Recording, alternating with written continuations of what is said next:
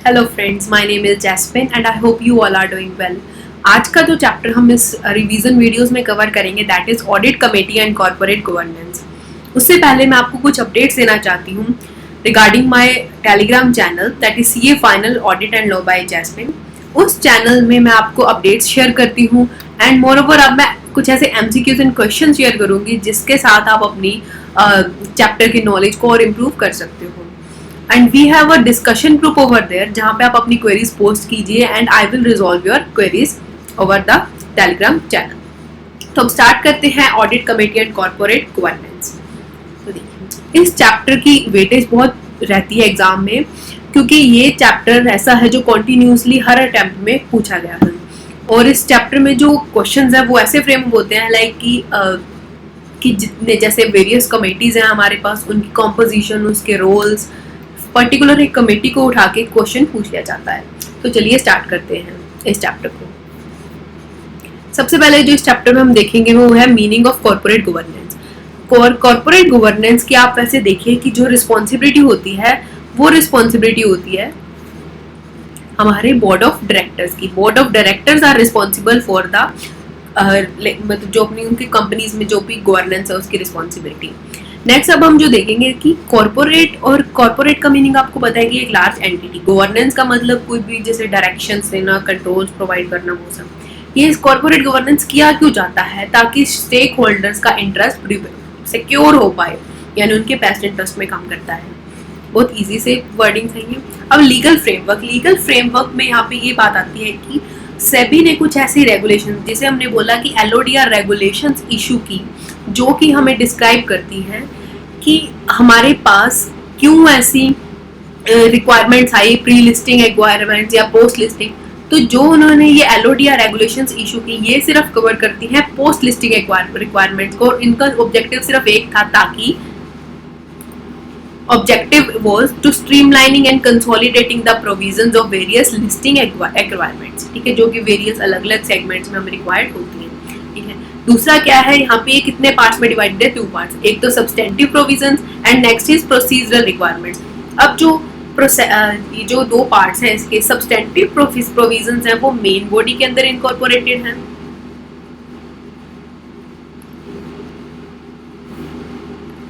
वो main body के अंदर इनकॉर्पोरेटेड है, और जो प्रोसीजरल रिक्वायरमेंट्स है वो शेड्यूल्स की फॉर्म में है। और यहाँ पे हमने देखा था कि जो एलओडीआर रेगुलेशन है वो सिर्फ पोस्ट लिस्टिंग रिक्वायरमेंट के साथ डील करता है, ना कि प्री लिस्टिंग रिक्वायरमेंट्स के साथ। तो इस टॉपिक में कवर करने के लिए बस यही पॉइंट्स हैं। अब जो नेक्स्ट यहाँ पे टॉपिक आता है that is issues of corporate governance. Issues of corporate governance में आपको जो भी हम इस चैप्टर में टॉपिक्स कवर करते जाएंगे वो इश्यूज ऑफ कॉर्पोरेट गवर्नेंस का ही पार्ट है। अब नेक्स्ट आता है applicability of LODR regulation. We are very sure कि ये लिस्टेड एंटिटीज के ऊपर लगता है, लिस्टेड एंटिटीज के ऊपर ये लगती हैं एलओडीआर रेगुलेशंस। अब लिस्टेड कहाँ पे होनी चाहिए? कोई भी stock exchange, recognized stock exchange के ऊपर।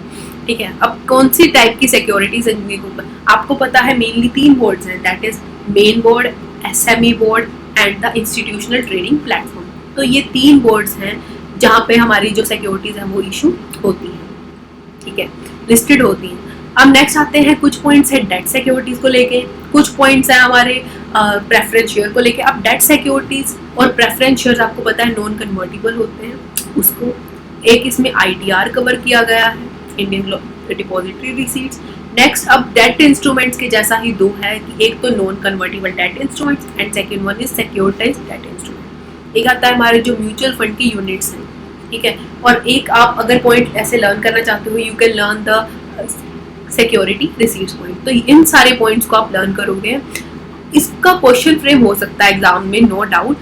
तो इनको याद करेगा आपको। सबसे पहले तो हमने बोर्ड्स के बारे में बताना है कि क्योंकि इक्विटी शेयर्स वगैरह कहाँ पे हमारी जो सिक्योरिटीज है वो लिस्ट होती हैं। देन डेट को लेके 2 पॉइंट्स है, एक नॉन कन्वर्टिबल और एक सिक्योरिटाइज्ड। ऐसे लर्न होगा। एक पॉइंट है हमारा आईडीआर, एक पॉइंट है म्यूचुअल फंड, एक है सिक्योरिटी रिसीट्स।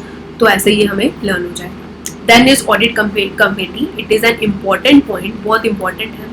एक चीज मैं आपको यहाँ पे क्लियर कर देना चाहती हूँ, जब भी ऑडिट कमेटी के ऊपर क्वेश्चन फ्रेम होता है, या तो वो डायरेक्टली कॉन्स्टिट्यूट उसका कॉम्पोजिशन पूछेंगे, उसका रोल पूछेंगे, या फिर इसका आता है फीचर्स के नाम से क्वेश्चन। अगर वो फीचर्स भी पूछते हैं तो भी हमें यहाँ पे बात होती है उसकी ऑडिट कमेटी की क्या क्या उसमें कॉम्पोजिशन है एंड ऑल।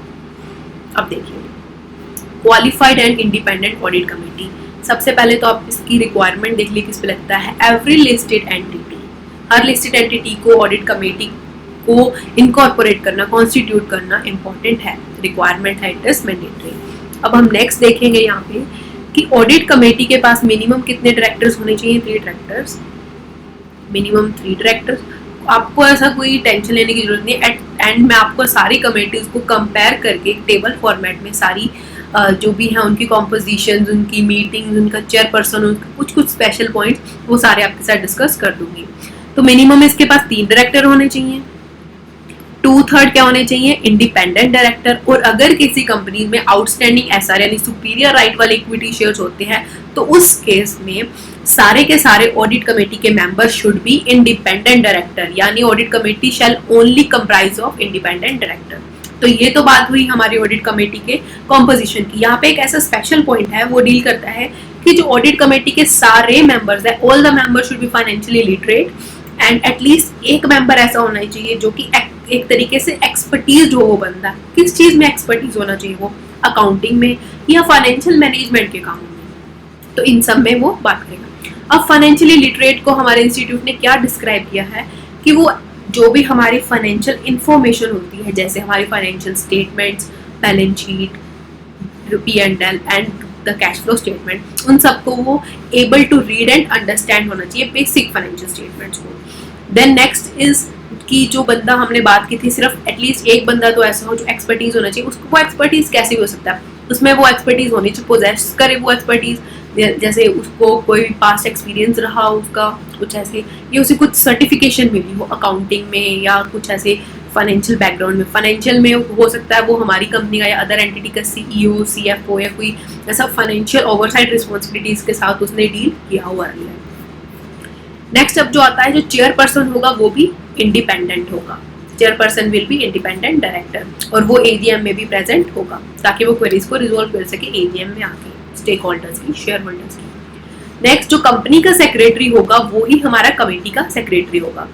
अब कमेटी अपनी मर्जी से, जो ऑडिट कमेटी की जो भी मीटिंग्स होंगी वहाँ पे अपनी मर्जी से बुला सकते हैं फाइनेंस डिपार्टमेंट के लोगों को या जैसे CFO, CEO टाइप के लोगों को। एक चीज़ मैं आपको यहाँ पे क्लियर कर दूँ, ऑडिट कमेटी का बहुत वाइटल रोल है हमारी एंटिटी के अंदर, क्योंकि ये इनके पास बहुत फंक्शन है, जैसे ओवरसाइट करने के, ये इन्वेस्टिगेट कर सकती हैं चीज़ें। यानी आपको ऑडिट कमेटी का जो रोल होता है, जो उसका चेयरपर्सन का रोल है, वो बहुत इंपॉर्टेंट है और हर लिस्टेड एंटिटी को ये रिक्वायर्ड है, हमने देखा ही है। ये चार्ट बस जो भी अभी तक हमने यहाँ पे रीड किया समझा वो सारा डील करता है। अब मीटिंग ऑफ ऑडिट कमेटी में क्या देखेंगे, अब मीटिंग और इसकी मीटिंग और बोर्ड की मीटिंग बिल्कुल सेम, बिल्कुल सिमिलर है। क्या होगा, एक तो चार मीटिंग्स होंगी इनकी, 120 दिन से ज़्यादा गैप नहीं होना चाहिए, यानी हद से हद 120 दिन का गैप होगा बिटवीन 2 कॉन्जिक्यूटिव मीटिंग्स, ठीक है।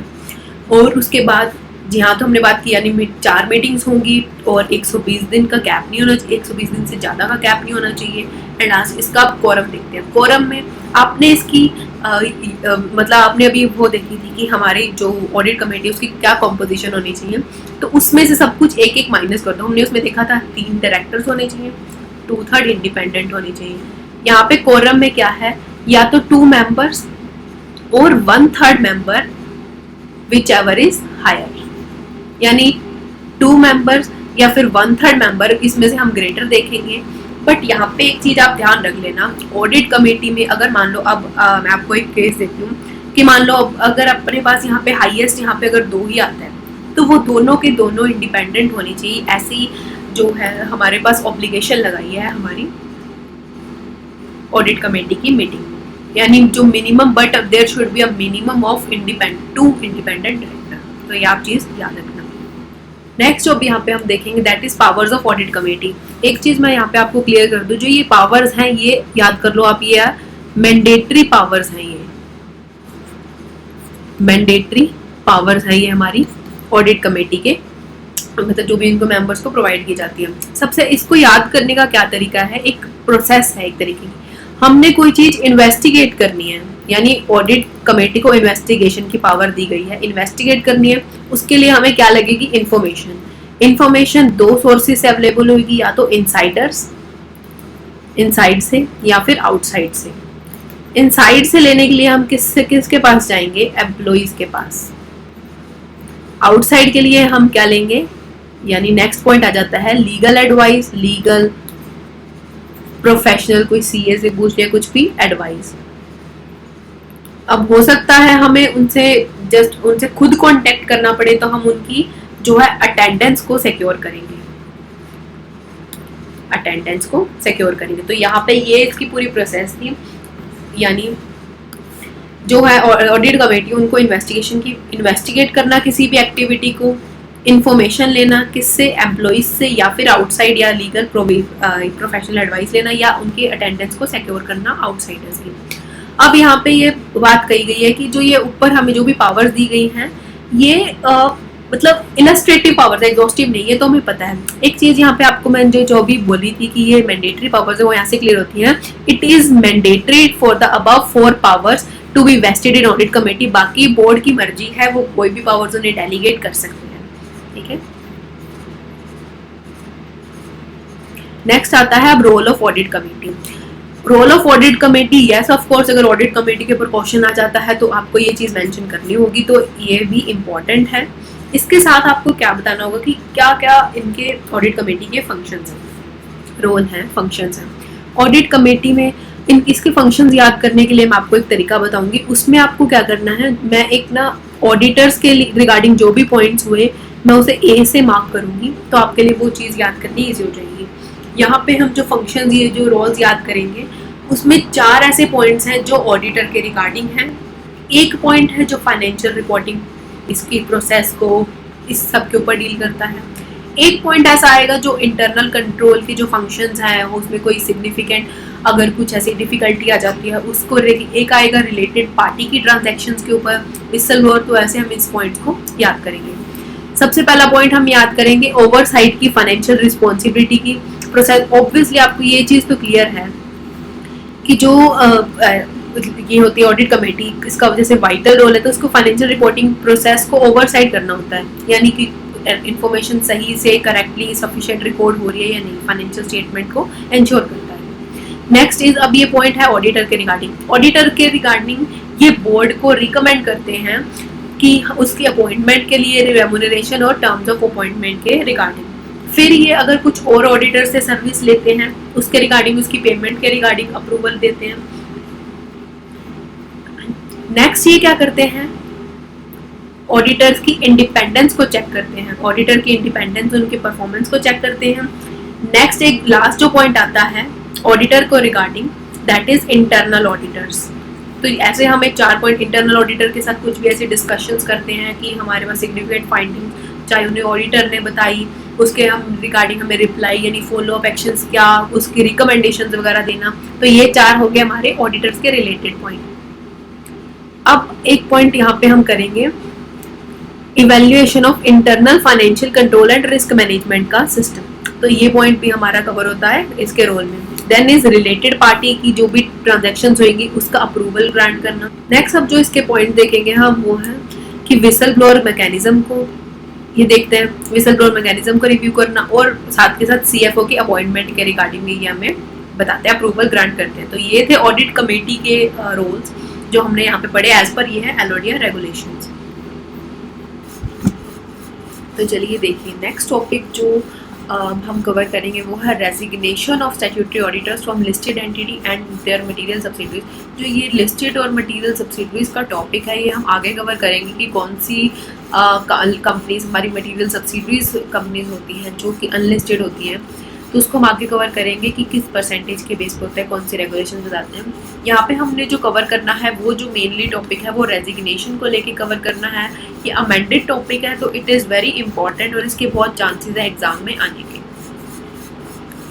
तो यहाँ पे अब हम क्या देखने के लिए, जो ये फर्स्ट जो पैराग्राफ है ये तो रोल्स के बारे में बात करता है। मतलब मेनली क्या है, हमने रोल में देखा था कि कि जो ऑडिट कमेटी होती है वो ही रिस्पॉन्सिबल होती है उसका ऑडिटर का इंडिपेंडेंस चेक करने के लिए, और मेन जो उसके ऊपर रिस्पॉन्सिबिलिटी होती है वो रिकमेंड करती है और टर्म्स एंड कंडीशंस बताती है उसके अपॉइंटमेंट के टाइम।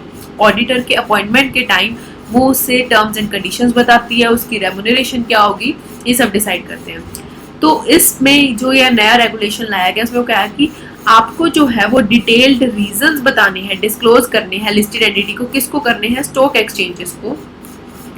ठीक है, स्टॉक एक्सचेंज को हमने डिटेल्ड रीजंस एक्सप्लेन करने हैं कि क्यों हमारा ऑडिटर है जो उसने रिजाइन किया, यानी ऑडिटर अपने रिजाइन करते वक्त हमें रीजंस बताएगा और वो रीजंस लिस्टेड एंटिटी को और उसकी मटेरियल सब्सिडीज को कम्युनिकेट करने होते हैं स्टॉक एक्सचेंज को।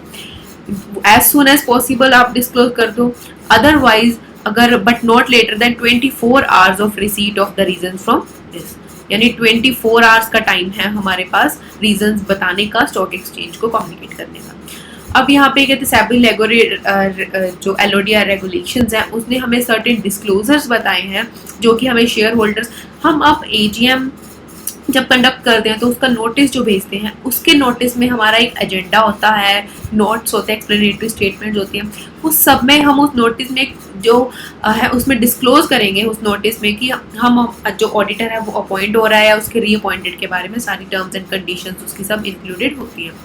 In light about the above यहाँ पे अब हम दो टाइप की ऐसी चीज़ें देखेंगे, कंडीशंस देखेंगे जिसके साथ लिस्टेड एंटिटीज की सब्सिडरी को कंप्लाई करना जरूरी है, यानी इस सब चीज़ों को कंप्लाई करेगी ऑडिट कमेटी।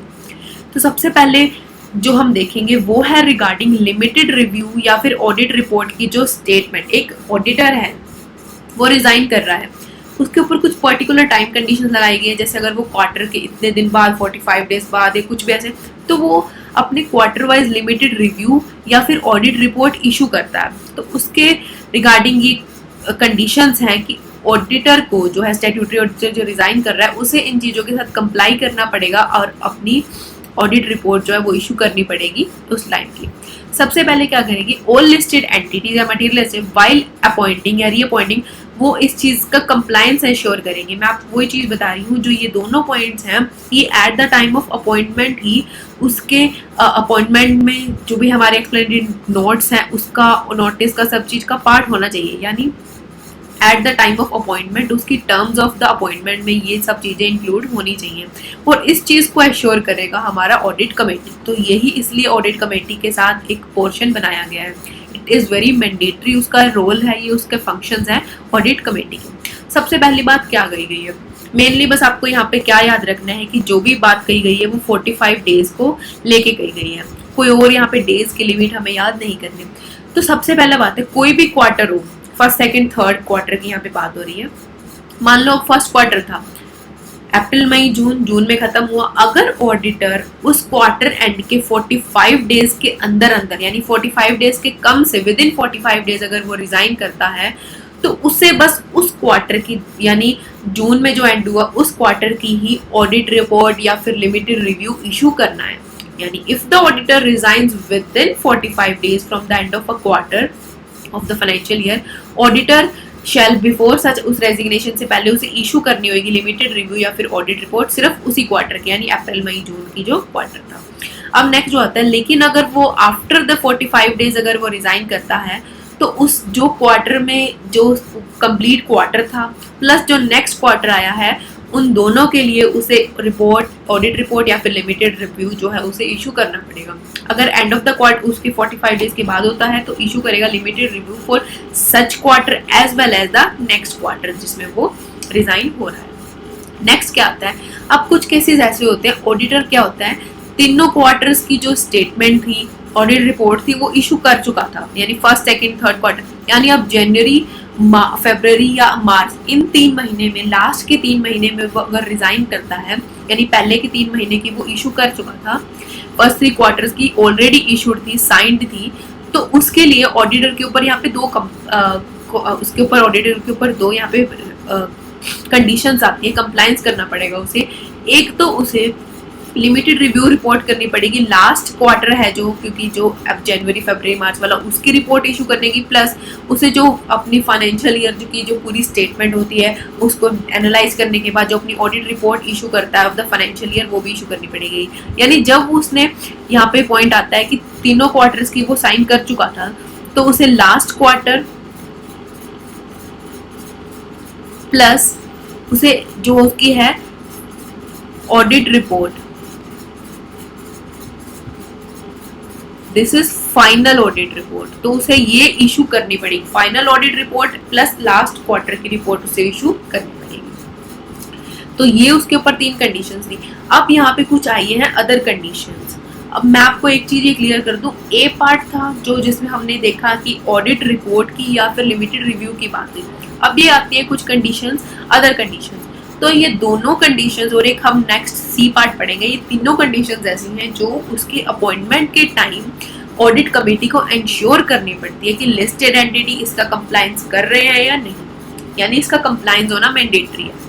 अब अदर कंडीशंस उसके रेजिग्नेशन को लेके क्या है, reporting of concerns with respect to listed entity क्या है। अब रिपोर्टिंग को लेके क्या बातें कही गई हैं, अगर मान लो ऑडिटर जो है वो इस रीजंस की वजह से रिजाइन दे रहा है क्योंकि मैनेजमेंट ने जो थी उसके साथ प्रॉपरली कंप्लाई नहीं किया, कोऑपरेट नहीं किया, उसने इन्फॉर्मेशन मांगी, मैनेजमेंट ने उसे इन्फॉर्मेशन प्रोवाइड नहीं की, अगर इन रीजंस की वजह से ऑडिटर रिजाइन कर रहा है तो डायरेक्टली जो ऑडिटर है वो chairman of the audit committee के पास पहुंच जाएगा।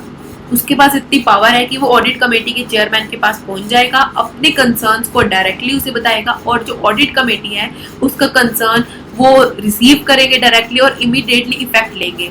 यहाँ पे इंपॉर्टेंट ये है कि उसे इमीडिएटली एक्शन लेना पड़ेगा without waiting for the quarterly जो उनकी मीटिंग्स होती हैं उसको छोड़ के उनको इमीडिएटली उसके ऊपर मेजर्स अटेम्प्ट करने पड़ेंगे।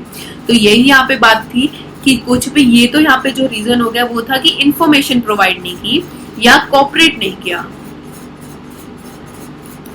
ठीक है, नेक्स्ट जो भी हम देखते हैं, अगर मान लो ऑडिटर ने अपना रिजाइन प्रपोज कर दिया कि मुझे आपकी कंपनी से, आपके एंटिटी से रिजाइन करना है, तो वो जो भी उसके रिगार्डिंग कंसर्न्स होंगे अपने रेलिवेंट डॉक्यूमेंट्स के साथ वो ऑडिट कमेटी की नोटिस में लेके आएगा, जैसे मैंने आपको वहां पे बताया।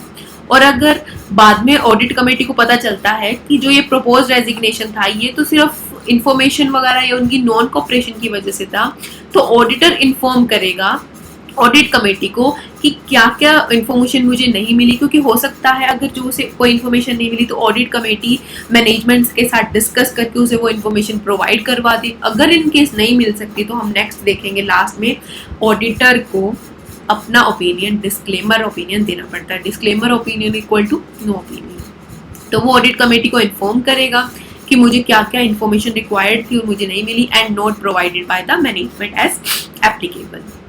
नेक्स्ट क्या है, ऐसी इंफॉर्मेशन जब उसे मिलेगी ऑडिट कमेटी को ऑडिटर से, तो रिलेटिंग टू द प्रपोज, तो ऑडिट कमेटी या फिर बोर्ड, इन केस कई बार ऐसा होता है ना कि जो कंपनीज के ऊपर ऑडिट कमेटी की कंप्लायंसेस रिक्वायर्ड नहीं है तो उनको तो वहाँ पे बोर्ड ऑफ डायरेक्टर्स वहाँ पे यहाँ पे ये सब चीज़ें हैंडल करते हैं।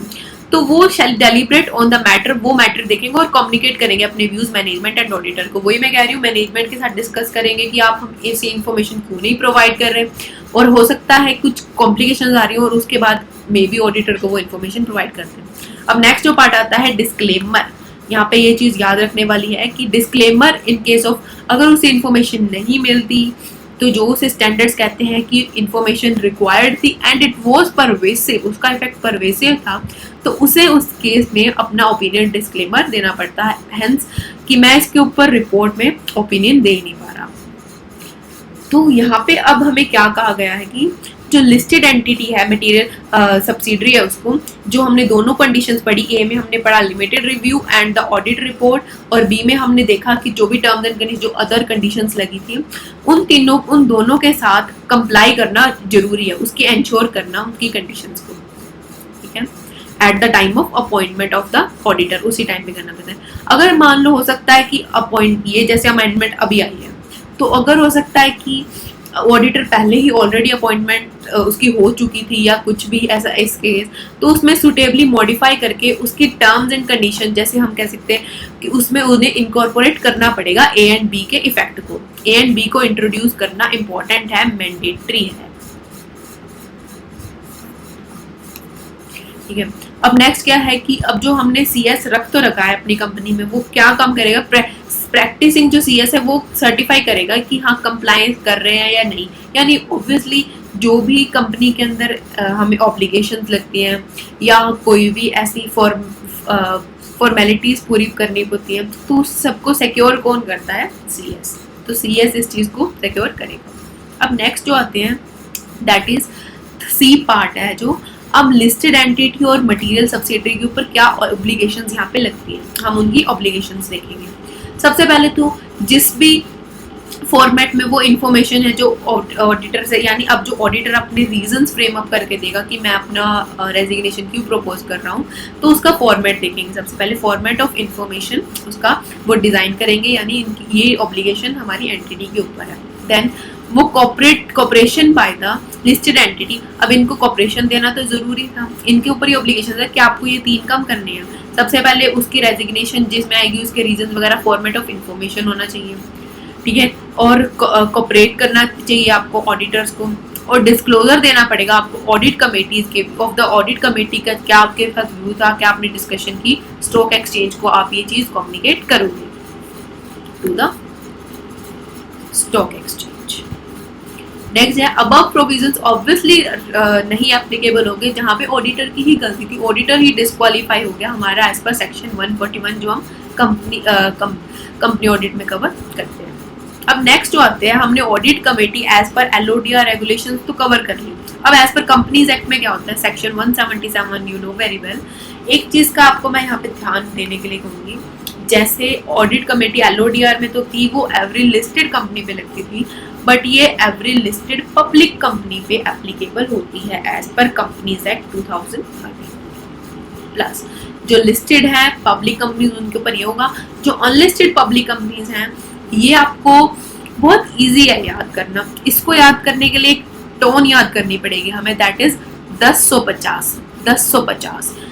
ठीक है, यही सेम हमारी जो है जो हमारे इंडिपेंडेंट डायरेक्टर की है उसमें लगती है, और यही हमारे यहाँ पे ऑडिट कमेटी में सेम ही हम जो है ये लिमिट याद करने के लिए आपको रिक्वायर्ड है।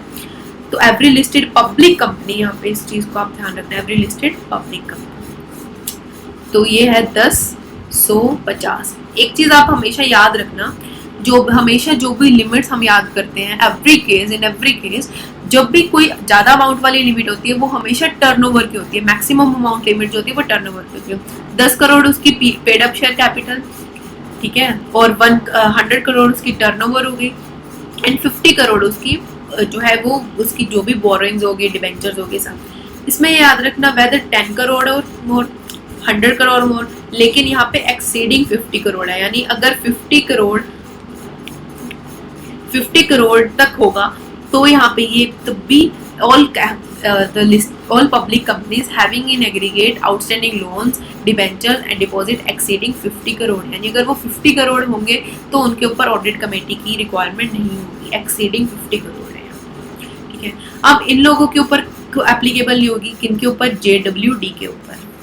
JWD के ऊपर ये रिक्वायरमेंट्स एप्लीकेबल नहीं होगी। अगर ये लोग अनलिस्टेड हैं, अगर लिस्टेड है पब्लिक कंपनी तो आंखें बंद करके हम कहेंगे कि उसके ऊपर एप्लीकेबल होगी, लेकिन अगर अनलिस्टेड पब्लिक कंपनीज हैं जो कि JWD joint venture, wholly owned subsidiary या डोरमेंट, तो उनके ऊपर एप्लीकेबल नहीं होगी। अब एक्सप्लेनेशन का रेफरेंस से वही है कि पिछले साल के ऑडिटेड फाइनेंशियल स्टेटमेंट से हम देखेंगे ये सब कुछ। अब इसमें भी ऑडिट कमेटी की यहाँ पे हमें कॉम्पोजिशन बनाई है, मिनिमम 3 डायरेक्टर्स, ये सेम है एज पर हमने जो एलओडीआर रेगुलेशन किया, लेकिन यहाँ पे इंडिपेंडेंट डायरेक्टर्स को मेजोरिटी कहा गया है। वहां पे हमने इंडिपेंडेंट डायरेक्टर्स का क्या देखा था, 2/3, यहाँ पे इंडिपेंडेंट डायरेक्टर्स मेजोरिटी में होने चाहिए। और उनके उन्होंने क्या किया कि जो मेजोरिटी ऑफ मेंबर्स है, यानी जो उसका चेयरपर्सन होगा वो भी क्या होना चाहिए, इंडिपेंडेंट डायरेक्टर होना चाहिए। तो ये था हमारे ऑडिट कमेटी की यहाँ पे कॉम्पोजिशन एज पर कंपनीज है। अब नेक्स्ट जो हम देखेंगे that is functions of the audit committee, जो कि हम वेरी वेल कवर्ड कर चुके हैं रोल में। सो इसके लिए आपको ज़्यादा बॉदर करने की ज़रूरत नहीं है, जस्ट सेम है। मैं आपको थोड़ा ओवरव्यू दे देती हूँ। सबसे पहला वो ये रिकमेंडेशन ऑफ दिस, तो यानी ऑडिटर वाला पॉइंट, ये ऑडिटर की इंडिपेंडेंस को रिव्यू मॉनिटर करना, सेम पॉइंट। वो फाइनेंशियल स्टेटमेंट्स को, ऑडिट रिपोर्ट को एग्जामिन करेंगे, ये फाइनेंशियल रिपोर्टिंग प्रोसेस जैसा ही हम कह सकते हैं एक पॉइंट है। नेक्स्ट जो है ये आपने रिलेटेड पार्टी वाला जो देखा था वो वाला पॉइंट है। इसमें मैं आपको एक चीज कहना चाहूंगी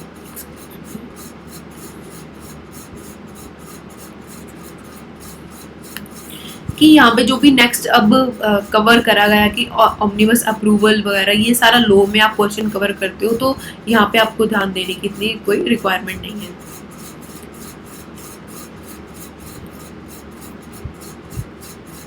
ये पॉइंट्स भी हमने वहाँ पे देखे थे, inter corporate loans, evaluation of undertakings of assets, तो एक ये पॉइंट हमने वहाँ पे कवर भी किया था, internal financial control and risk management system को। ठीक है, तो ये सारे पॉइंट्स आप रोल्स एंड फंक्शंस वाले सिमिलर लिख सकते हो, तो कोई ऐसा इशू नहीं आता है। एक यहाँ पे जो हम पॉइंट यहाँ पे कवर करेंगे, मैं आपको एक चीज़ बता दूँ, जो ये क्वेश्चन है फंक्शंस का, ये दूसरी हेडिंग से भी आ सकता है, दूसरे क्वेश्चन में फ्रेमवर्क हो सकता है, जैसे कि टर्म्स ऑफ रेफरेंस या फिर functions of the audit committee. तो आप इस चीज़ का अच्छे से ध्यान रखना कि इसे टर्म्स ऑफ रेफरेंस के नाम से भी पूछा जा सकता है एग्जाम में। तो चलिए नेक्स्ट अब हम चीज में देखते हैं। इसमें जो ये सबसेक्शन दिए गए ये मोस्टली रिपीटेड पॉइंट्स हैं। जो यहाँ पे मोस्ट इंपॉर्टेंट है वो सबसेक्शन 7 है, उसमें यहाँ पे राइट की बात कही गई है।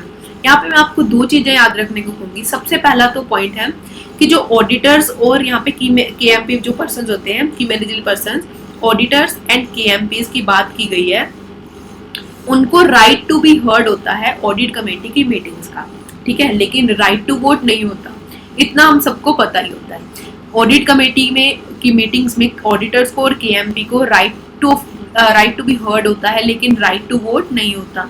लेकिन राइट टू बी हर्ड कौन सी मीटिंग में होता है या कब होता है? जब सिर्फ वो लोग when it considers the audit report, जब वो ऑडिट रिपोर्ट कंसीडर करते हैं, सिर्फ उसी केस में जो है हमारे ऑडिटर्स को और KMP को राइट टू बी हर्ड होता है। तो it is a very important point, ये आपको ध्यान में रखना है।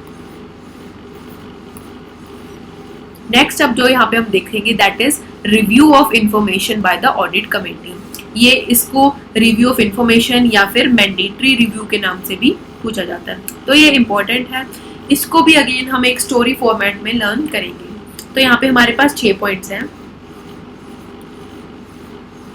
तो इसको हम कैसे लर्न करेंगे?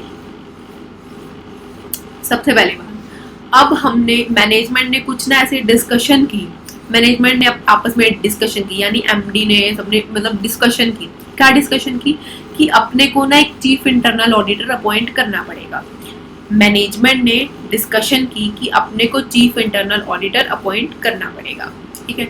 उससे आप क्या क्या काम करवाएंगे? उससे आप रिलेटेड पार्टी की जो भी ट्रांजैक्शन है ना, उसकी स्टेटमेंट वगैरह, वो आप उससे काम करवाएंगे, ठीक है। Related party statement of significant related party transaction का काम उससे हम करवाएंगे।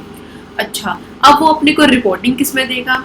जो भी उसको इंटरनल कंट्रोल वीकनेसेस वगैरह मिलती है, कुछ भी, वो इंटरनल ऑडिट रिपोर्ट में अपने को रिपोर्टिंग देगा, ठीक है। अब हमने उसे एक और चीज का काम दे दिया कि अगर उसे कोई भी जैसे उसको इशू करना होता है letter of internal control weakness या मैनेजमेंट, यानी mainly letter of internal control weakness, तो उसको वो हमें इशू कर सकता है। यानी एक स्टोरी बनाना। सबसे पहले मैनेजमेंट ने डिस्कस किया कि हमने एक ऑडिटर को internal auditor, chief internal auditor appoint करना है। फिर उसका काम क्या होगा? रिलेटेड पार्टी ट्रांजैक्शंस को देखना। अच्छा, अब वो रिपोर्ट किस में देगा? इंटरनल ऑडिट रिपोर्ट्स में। क्या क्या देगा? लेटर ऑफ मटेरियल, ये letter of internal control weaknesses देगा, ठीक है। अब उसमें लेटर ऑफ मटेरियल, ये इंटरनल कंट्रोल वीकनेसेस तो होगी। अब उसमें 2 टाइप की डेविएशंस हमारे पास निकल के आई, वो है स्टेटमेंट ऑफ डेविएशंस। तो इसी तरीके से हम एक स्टोरी फॉर्मेट में लर्न किया। सबसे पहले मैनेजमेंट, अब हमने देखा कि मैंडेटरी रिव्यू के नाम से ये क्वेश्चन है, मैंडेटरी रिव्यू है, तो सबसे पहले मैनेजमेंट ने डिस्कशन की कि हमें एक चीफ इंटरनल ऑडिटर का अपॉइंट करना है। फिर उससे काम क्या करवाएंगे? यानी रिलेटेड पार्टी ट्रांजैक्शंस को देखना। देन उसे रिपोर्टिंग किस में देनी है? इंटरनल ऑडिट रिपोर्ट्स में। किसके रिगार्डिंग? इंटरनल कंट्रोल वीकनेसेस के रिगार्डिंग लेटर्स अकाउंट। उसके बाद कि उसमें क्या क्या निकल के आएंगे, स्टेटमेंट ऑफ डेविएशन, जिस पे ऑब्वियसली मैनेजमेंट काम करती है।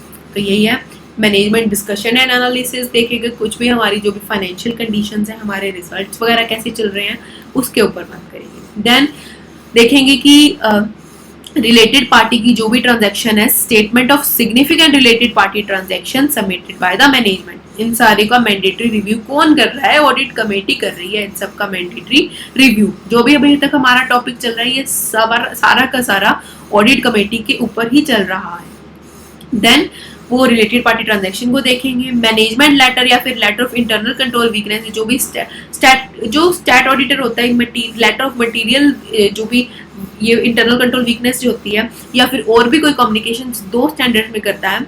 कौन से स्टैंडर्ड्स में करता है कि मैं आपको ये कहती हूँ, आइए आप चीज़ मुझे कमेंट सेक्शन में जरूर बताना कि कौन से सेक्शंस हैं ऐसे दो, कौन से स्टैंडर्ड्स हैं ऐसे दो जिसमें इंटरनल कंट्रोल वीकनेसेस और अदर कम्युनिकेशन जो भी है वो स्टैट ऑडिटर जो है वो TCWG के साथ करता है या फिर मैनेजमेंट के साथ। तो प्लीज़ आप ये मुझे बताइएगा। देन इंटरनल ऑडिट रिपोर्ट जो है उसमें वो इशू करेंगे relating to internal control weakness, उसको रिव्यू करेगा। फिर वो रिव्यू करेगा जो चीफ इंटरनल, उसकी अपॉइंटमेंट का, उसका रिमूवल, किसकी टर्म्स ऑफ कंडीशंस में रेम्यूनरेशन क्या होएगा, उस सब चीज़ों को वो रिव्यू करेगा। अब स्टेटमेंट ऑफ डेविएशन, वैसे तो ये जो टॉपिक है स्टेटमेंट ऑफ डेविएशन ये आगे और भी डिटेल में आएगा।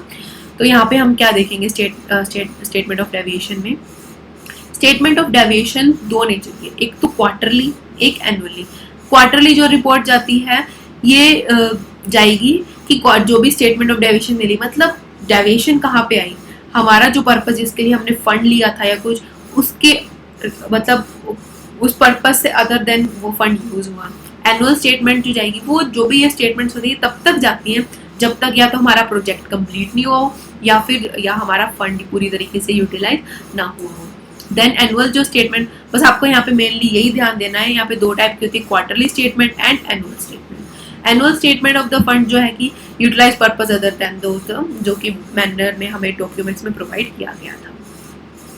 तो ये सारे इस सब चीज़ों को ऑडिटर कैसे चेक करेगा, उसकी मिनट बुक को कि ऑडिट कमेटी ने सच में रिव्यू किया है या नहीं, तो ये सारी चीज़ें की रिक्वायरमेंट लगती है। इस पॉइंट में जो ये टॉपिक है इसमें सिर्फ यही बातें कही गई हैं कि जैसे LODR रेगुलेशंस है, कंपनीज एक्ट, दोनों सेम ही फोकस करते हैं कि ऑडिटर का जो भी प्रोसेस होगा ऑडिट कमेटी के फंक्शंस को देखने के लिए सब कुछ, तो वो उसके ऊपर एक इन्होंने काफ़ी उस चीज़ को अंडरलाइन किया। क्या कहा गया, जस्ट ये एक रीडिंग पर्पस के लिए आप इस टॉपिक को कर सकते हो, कुछ खास इंपॉर्टेंट नहीं है। कि जैसे हमने पीछे पढ़ा था कि जैसे हमें कंपनीज एक्ट कहता है कि राइट टू बी हर्ड देंगे हम ऑडिटर्स को, ऑडिट कमेटी की मीटिंग्स को, वैसे यहाँ पे कहा गया कि वो अपनी मीटिंग में, ऑडिट कमेटी मीटिंग में ऑडिटर को अपॉइंट किया जाएगा LODR रेगुलेशंस के अकॉर्डिंग। और इन सभी पॉइंट में किया गया कि ऑडिटर उनको असिस्ट एंड एडवाइज करेगा, वो कंट्रीब्यूट करेगा, असिस्टेंट एडवाइस करेगा इनको ऑडिट कमेटी को कि वो अपना कॉर्पोरेट गवर्नेंस को कैसे इंप्रूव कर सके, अपनी ओवरसाइट का जो भी उनके रोल्स हैं उन सबको कैसे वो इंप्रूव कर सके।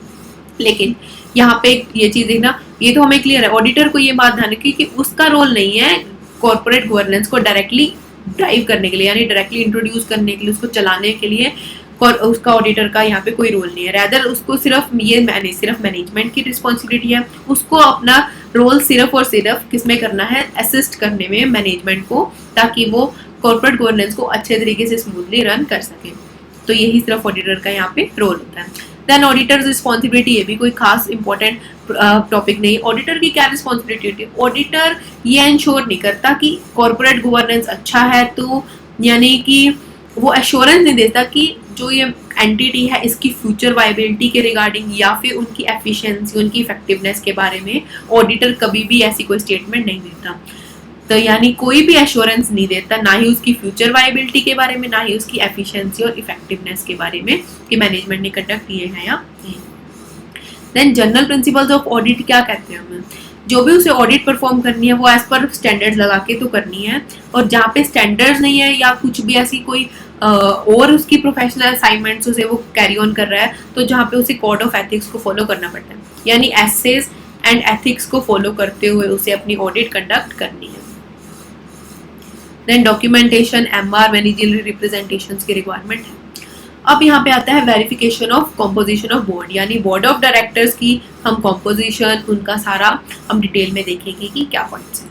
चलिए स्टार्ट करते हैं। यहाँ पे जो भी बोर्ड की कंपोजिशन होती है उसमें सिर्फ हमें मेनली एक ही बात की गई है कि जो बोर्ड में हमारे पास मेनली जो है जो नॉन एग्जीक्यूटिव डायरेक्टर्स होते हैं वो एटलीस्ट 50% हो, 50% से ज़्यादा हो वेल एंड गुड, बट 50% होना यहाँ पे मैंडेटरी है, ठीक है। प्लस यहाँ पे और क्या बात कही गई है, एटलीस्ट एक विमेन डायरेक्टर हो।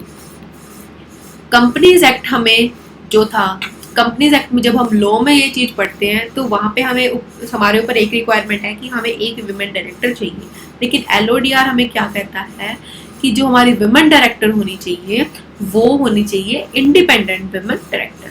तो NED जो है वही हम यहाँ पे देखेंगे, ऑप्टिमम एग्जीक्यूटिव और इसका होना चाहिए एटलीस्ट एक वुमन डायरेक्टर होनी चाहिए और 50% ऑफ द बोर्ड जो कि नॉन एग्जीक्यूटिव डायरेक्टर्स होने चाहिए। और यहाँ पे क्या कहा गया कि टॉप लिस्टेड एंटिटीज के पास जो विमेन डायरेक्टर होने चाहिए वो लिस्टेड इंडिपेंडेंट होने चाहिए। तो ये आगे इतना कोई वो नहीं है कि वो किसके बेस पे, हम मार्केट कैपिटलाइजेशन के बेस पे डिटरमाइन करते हैं कि टॉप 50, टॉप 500 या टॉप 1000 कौन से। यहाँ पे एक्चुअली एक अमेंडमेंट नहीं कह सकते, यहाँ पे जो चीज़ इम्प्लीमेंट होनी थी वो आफ्टर 31 मार्च 2020 होनी थी, तो उसी को ही यहाँ पे स्टडी मैट में भी चेंज किया गया है कि यहाँ पे पहले टॉप 500 लिस्टेड एंटिटीज था, अब टॉप 1000 लिस्टेड एंटिटीज है। तो आप ये अच्छे से रिव्यू कर लेना क्योंकि ये नए स्टडी मैट में चेंज इंट्रोड्यूस किया गया है। अब ऑडिटर को क्या इंश्योर करना होता है कि 75 की एज से ज़्यादा वाला बंदा हम यहाँ पे एक्सेप्ट नहीं करेंगे। आपको ये चीज़ थोड़ी लॉ से थोड़ी अलग लग रही होगी, तो आप लॉ पढ़ेंगे तो आपको अच्छे से क्लियर होगा कि मैं क्या बात कहना चाहती हूँ। यहाँ पे जो एज बताई गई है वो 75 ईयर्स है।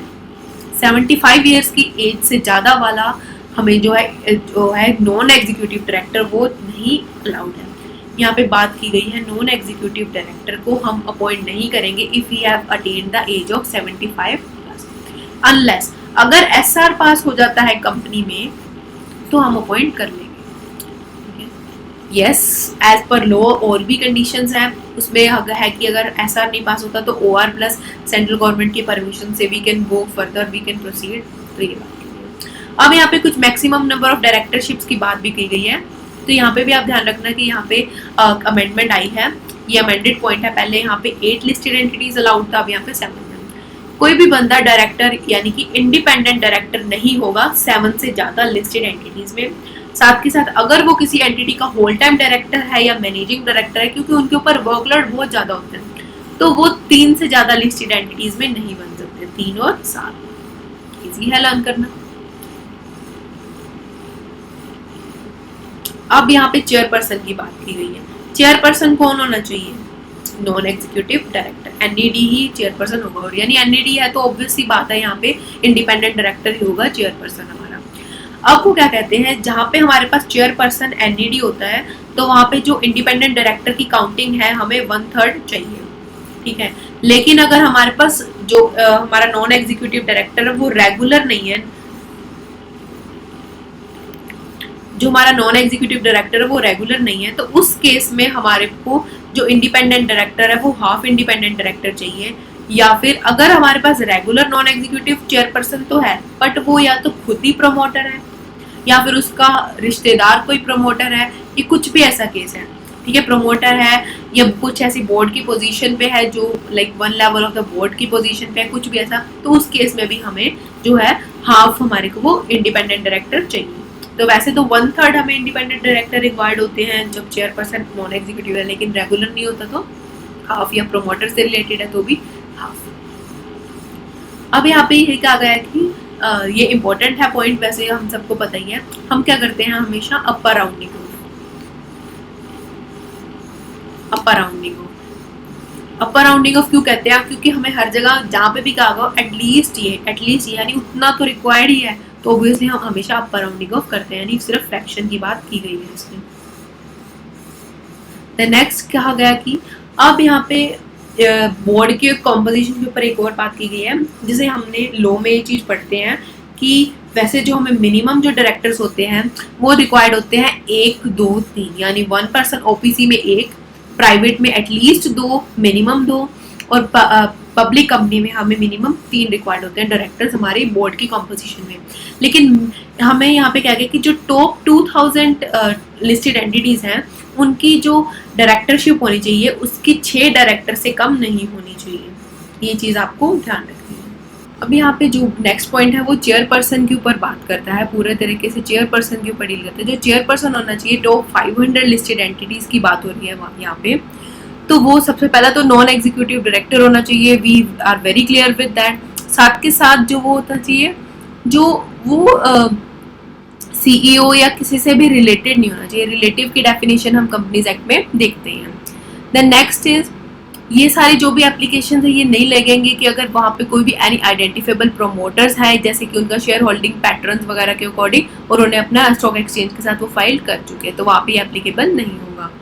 देन यहाँ पे अब जो ये पॉइंट है नेक्स्ट देखने वाला, जैसे हमने ऑडिट कमेटी की कॉम्पोजिशन में भी देखा था, जहाँ पे आउटस्टैंडिंग एसआर इक्विटी शेयर्स होते थे, तो वहाँ पे हमें सारे के सारे मेंबर्स ही इंडिपेंडेंट रिक्वायर्ड होते थे। तो यहाँ पे क्या है, वैसे तो हमें कितने चाहिए, 1/3 चाहिए थे, लेकिन जहाँ पे आउटस्टैंडिंग एसआर इक्विटी शेयर्स हैं तो एटलीस्ट हाफ उसकी जो है वो कंप्राइज होगी और इंडिपेंडेंट, यानी यहाँ पे वैसे तो 1/3 ही रिक्वायर्ड है, लेकिन यहाँ पे जहाँ पे कुछ भी थोड़ी सी भी लाइक गड़बड़ हो जाती है तो वहाँ पे हमें एटलीस्ट हाफ जो हमें कॉम्पोजिशन है इंडिपेंडेंट डायरेक्टर की वो हाफ हो जाती है।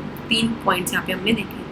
तो देखिए जो भी एनुअल डिस्क्लोजर होनी चाहिए, कुछ भी है चेंजेस आते हैं या उनकी डायरेक्टरशिप वगैरह में, उन सबके साथ कंप्लाई करना है इनको। ये सारे पॉइंट्स ऐसे हैं। देन लास्ट पॉइंट जो इसमें देते हैं कि जो इंडिपेंडेंट नॉन एग्जीक्यूटिव डायरेक्टर्स होते हैं उनको कोई भी रेम्यूनरेशन के अलावा उनका कोई और भी पेक्यूलियरी रिलेशनशिप नहीं होना चाहिए। ये हम देखते हैं करंट ईयर प्लस पिछले 2 प्रीवियस ईयर्स में। तो इन यानी 3 सालों में हम उनका देखते हैं, करंट ईयर में भी देखते हैं, पिछले 2 सालों में। ना वो हमारा कुछ ऐसा मटेरियल सप्लायर होना चाहिए, ना वो हमारा सब्सटेंशियल शेयर होल्डर होना चाहिए। यहाँ पे हम 3 चीजें देखते हैं, पेक्यूलियरी रिलेशनशिप, मटेरियल सप्लायर नहीं होना चाहिए वो हमारा, और ना ही हमारा सब्सटेंशियल शेयर होल्डर होना चाहिए। सब्सटेंशियल शेयर होल्डर यानी 2% या उससे ज़्यादा वो हमारे को, अगर वो वोटिंग पावर होल्ड करता है लिस्टेड एंटिटी के अंदर। अब नेक्स्ट, यहाँ ये सारा हमने बोर्ड की कंपोजिशन के बारे में सब रीड कर लिया। नेक्स्ट अब जो हम देखेंगे तो audit of the all listed, मतलब जो लिस्टेड एंटिटी ऑडिट कर रही है, जब वो कंसोलिडेशन वाली पड़ रही है ना, जो कंसोलिडेट यानी पेरेंट एंटिटी की जो लिस्टेड है एंटिटी, उसका रिव्यू करते टाइम ऑडिटर को क्या क्या चीज़ें देखनी पड़ेगी। एक तो उस एंटिटी, पेरेंट एंटिटी की वो फाइनेंशियल स्टेटमेंट्स, उन सब चीज़ों को तो रिव्यू करेगा। अब limited review of the audit of all the entities whose accounts are to be consolidated, यानी स्टैट्यूटरी ऑडिटर जो है लिस्टेड एंटिटी का, वो एक लिमिटेड रिव्यू तो करेगा ही सारी एंटिटीज का, सारी कंपनीज का जिनका अकाउंट कंसोलिडेट होएगा लिस्टेड एंटिटी के अंदर। कॉन्सिक्वेंटली सारी इन सारे लोगों को, ये जो यहाँ 4 जो हम पॉइंट्स पढ़ेंगे, इनको जो भी हमारे पास प्रिस्क्राइब प्रोसीजर है उसके साथ कंप्लाई करना पड़ेगा, क्योंकि उनकी जो फाइनेंशियल स्टेटमेंट्स है या कुछ भी वो कंप्लाई ये जो कंसोलिडेटेड होने वाली है लिस्टेड एंटिटी के साथ।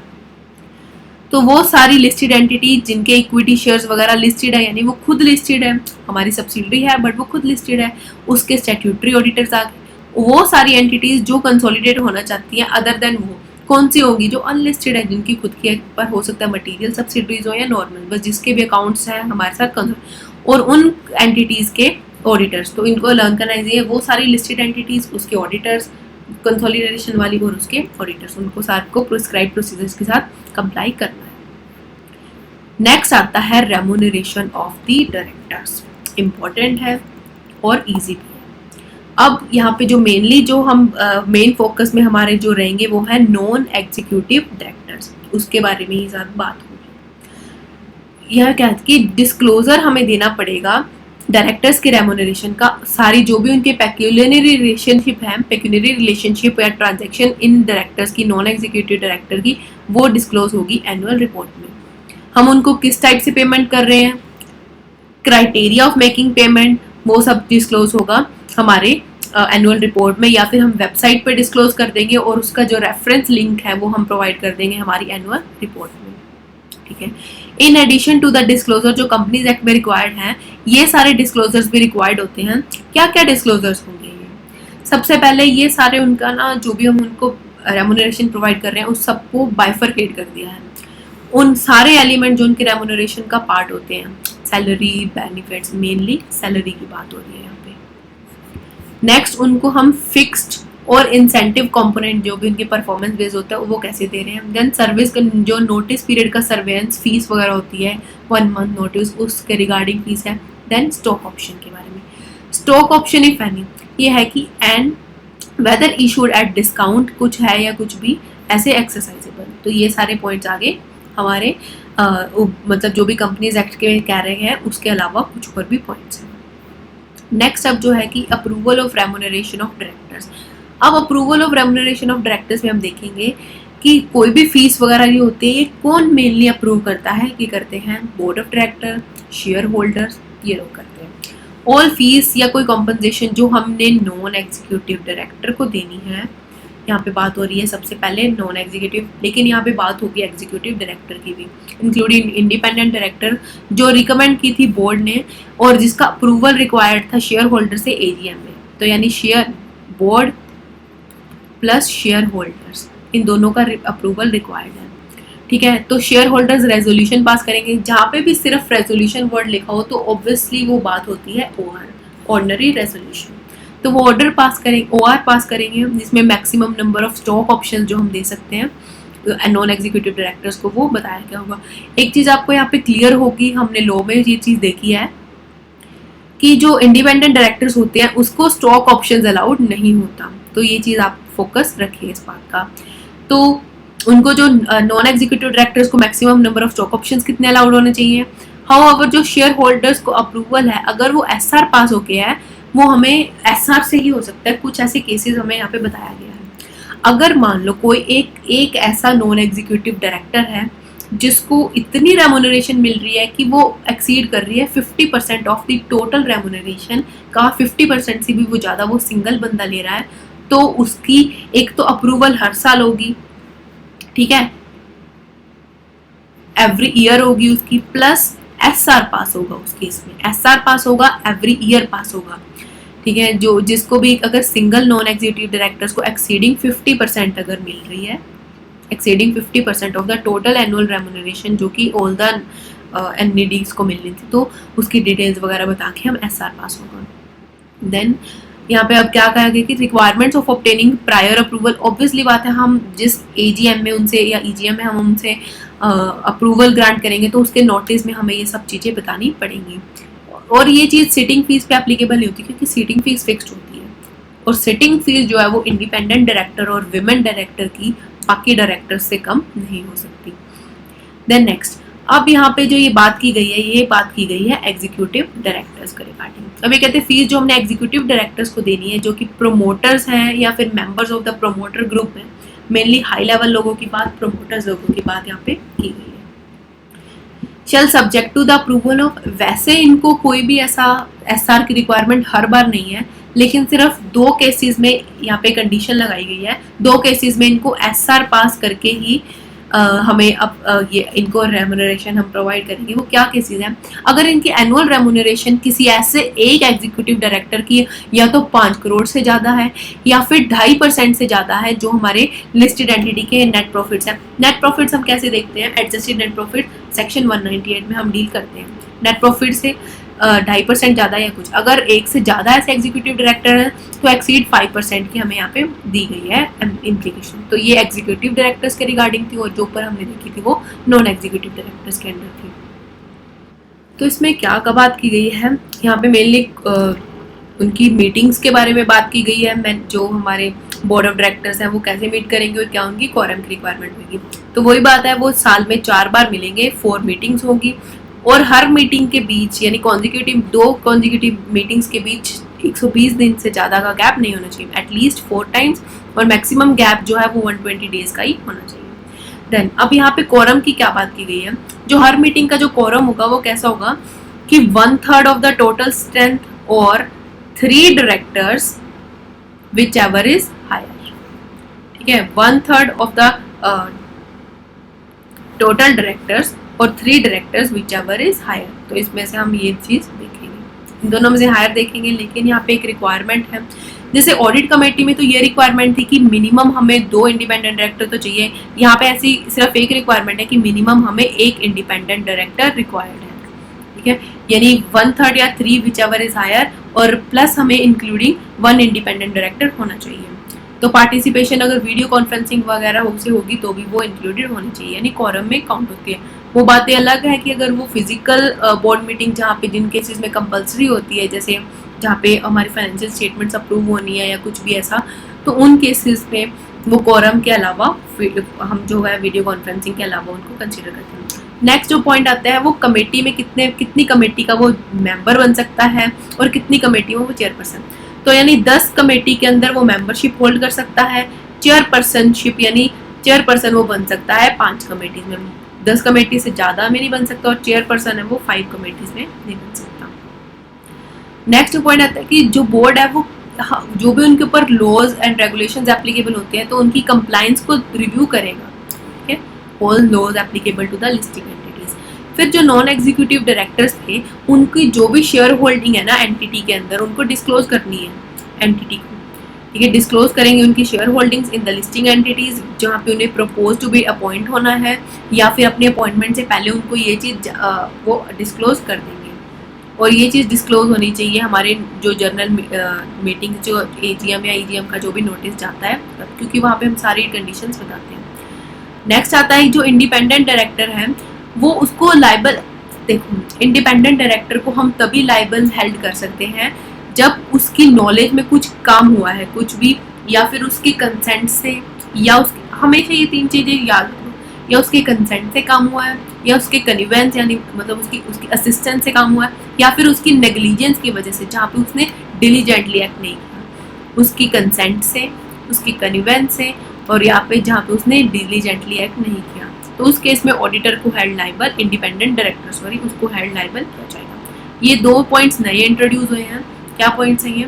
इंडिपेंडेंट डायरेक्टर्स को भी मीटिंग हेल्ड करनी पड़ेगी साल में 1 बार, एटलीस्ट 1 बार, जैसे बाकी कमेटीज को आएंगे जो हम कवर करेंगे वैसे ही साल में 1 बार मिलेंगे।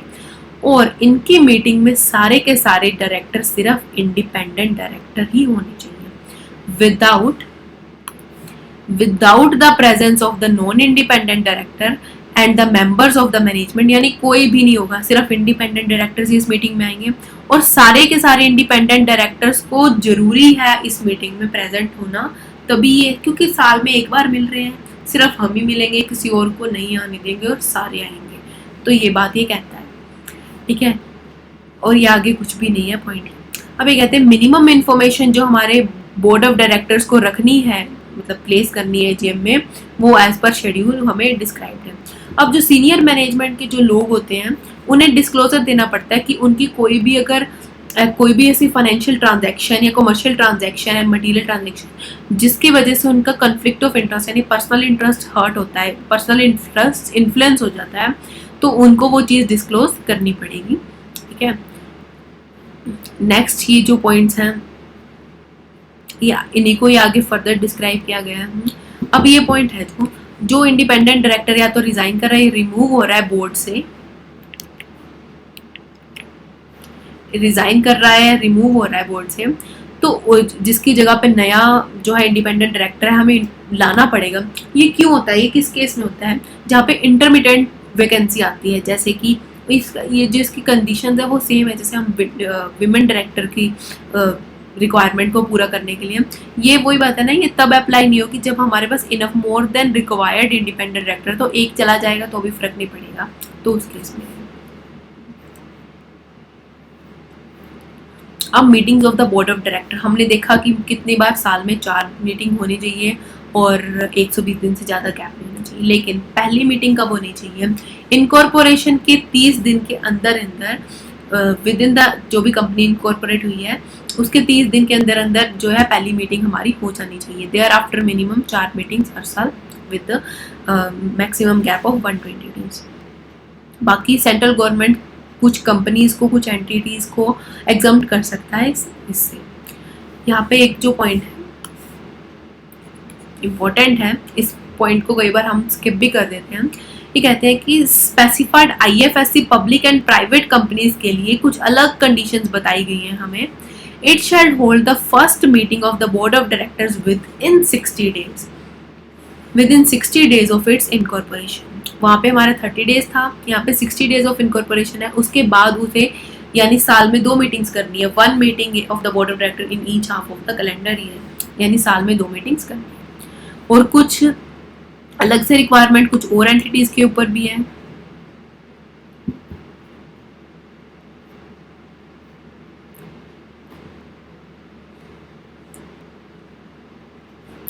जैसे कि सेक्शन 8 कंपनीज के ऊपर भी होती है, तो उनको क्या है कि मिनट्स बुक ऑफ द देखने सेक्शन 8 जो कंपनीज होती हैं उन्हें भी सेक्शन 8 कंपनीज को उन्हें भी साल में 2 मीटिंग्स ही दो मीटिंग्स कंडक्ट करना कंपल्सरी होता है।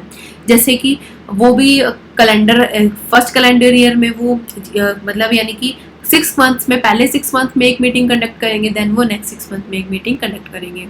और उनके लिए 90 डेज का गैप होना रिक्वायर्ड है। ये 90 डेज से कम गैप नहीं चलेगा, 90 डेज से ज़्यादा रिक्वायर्ड है गैप होना 2 मीटिंग्स के अंदर। देन अब compliance of section SC 250। SC 250 क्या बात करता है कि जो भी एंटिटी के ऊपर लॉज एंड रेगुलेशंस लगते हैं उनके कंप्लायंस को ऑडिटर को चेक करना पड़ता है। इसमें हम 2 चीज़ें देखते होते थे, एक तो जो डायरेक्ट जिनका इम्पैक्ट होता है, एक जिनका इनडायरेक्ट इम्पैक्ट होता है या इनडायरेक्टली रिलेटेड होते हैं।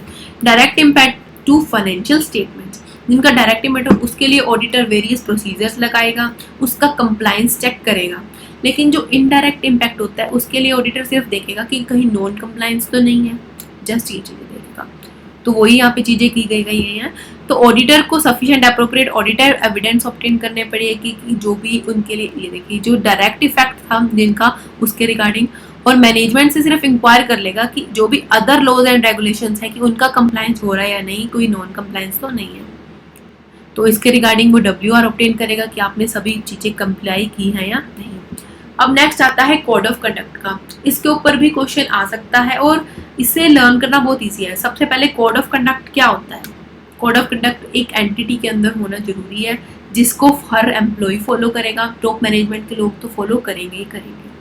मतलब कोड ऑफ कंडक्ट में कि किस तरीके से आप काम करोगे, क्या क्या आपके ऊपर प्रोहिबिशंस हैं, वो सब चीज़ों के बारे में डील करता है। तो इसको ले करने का काम यानी इसको इंट्रोड्यूस करने का काम बोर्ड का है। सबसे पहले तो देखो, पहले तो हम ये पॉइंट देखेंगे कि क्या क्या रिक्वायर्ड है, देन हम ऑडिटर के प्रोसीजर सेम ही देखेंगे कि ऑडिटर चेक करेगा क्या बोर्ड ने उसको ले डाउन किया था, क्या मेंबर्स ने उसको जस्टिफाई यानी अफर्म किया था कि हमने फॉलो किया है। ये सारे पॉइंट्स को ऑडिटर वो चेक करेगा। तो अगर आपके ऊपर इसके ऊपर वेरिफिकेशन का है कैसे ऑडिटर का क्या प्रोसीजर है, तो आप इन्हीं पॉइंट्स को ऑडिटर के बिहाफ पे कि हाँ ऑडिटर इसको रिव्यू करेगा, ऑडिटर इसको वेरीफाई करेगा, लिख सकते हो। सबसे पहले क्या जो बोर्ड है वो ले डाउन करेगा कि कोड ऑफ कंडक्ट को फॉर बोर्ड मेंबर्स के ऊपर जो भी सीनियर मैनेजमेंट के और बोर्ड मेंबर्स के रिगार्डिंग। तो board members and senior management, then सारे के सारे बोर्ड मेंबर्स उनको अफर्म करने पड़ेंगे कि हाँ हमने कंप्लाई किया है एनुअल बेसिस पे, वो कंफर्म करेंगे यानी एनुअल रिपोर्ट का उसे पार्ट बनाएंगे। वही पार्ट है annual report of the company में जो CEO है ना वो साइन करेगा यानी वो डिक्लेरेशन देगा इसके ऊपर कि हाँ इन्होंने मतलब कंप्लाई किया है कोड ऑफ कंडक्ट को। फिर कोड ऑफ कंडक्ट हमारी कंपनी की वेबसाइट पे भी जाएगा। Code of conduct suitably incorporate होना चाहिए, वो यानी उसमें इनकॉर्पोरेट क्या होंगी चीज़ें कि इंडिपेंडेंट डायरेक्टर की क्या क्या ड्यूटीज़ हैं। तो ये सारे पॉइंट्स हैं। सबसे पहले बोर्ड ले डाउन करेगा इन दोनों लोगों के लिए, बोर्ड मेंबर्स और सीनियर मैनेजमेंट के लिए। देन क्या है वो अफर्म करेंगे एनुअल बेसिस पे। फिर CEO साइन करेगा डिक्लेरेशन की हाँ एनुअल उसका पार्ट था, हमारी वेबसाइट ऑफ द कंपनी जो है उस पर ये पोस्ट होना चाहिए। देन उसमें इनकॉर्पोरेटेड होनी चाहिए इंडिपेंडेंट डायरेक्टर की ड्यूटीज़। सीनियर मैनेजमेंट में क्यों कौन कौन लोग आते हैं? CS, KMP, उनके बोर्ड ऑफ डायरेक्टर्स, CEO वगैरह और उनसे एक लेवल छोटे। अब आता है विजिल मैकेनिज्म। विजिल मैकेनिज्म क्या है? ये कुछ भी ऐसे हमारे डायरेक्टर्स हमारे एम्प्लॉयज़ को कई प्रॉब्लम्स होती हैं, जेन्युइन कंसर्न्स होते हैं, उसको रिजॉल्व करने के लिए होता है। और इसका सीधा लिंक किसके पास जाता है? ऑडिट कमेटी के चेयरपर्सन के पास। यानी अगर इनको कोई भी दिक्कत होती है तो ये सीधा ऑडिट कमेटी के चेयरपर्सन को अप्रोच कर सकते हैं। तो लिस्टेड एंटिटी, हर लिस्टेड एंटिटी को एक विजिल मैकेनिज्म बनाना पड़ेगा अपने डायरेक्टर्स और एम्प्लॉइज के, ताकि उनको अगर कोई भी जेन्युइन कंसर्न हो सकते हैं वो उनको रिपोर्ट कर दें।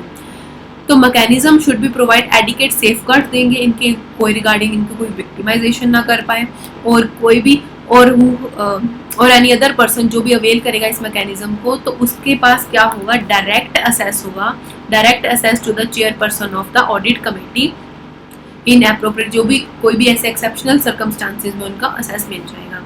देन हमारे पास विजिल मैकेनिज्म है, आप अपने इश्यूज वगैरह ऑनलाइन भी हमें रिपोर्ट कर सकते हो, तो उसके रिगार्डिंग भी डिटेल्स ऑफ द एस्टेब्लिशमेंट है उसको वो डिस्क्लोज करेंगे हमारी वेबसाइट पे भी और बोर्ड की बोर्ड रिपोर्ट में भी।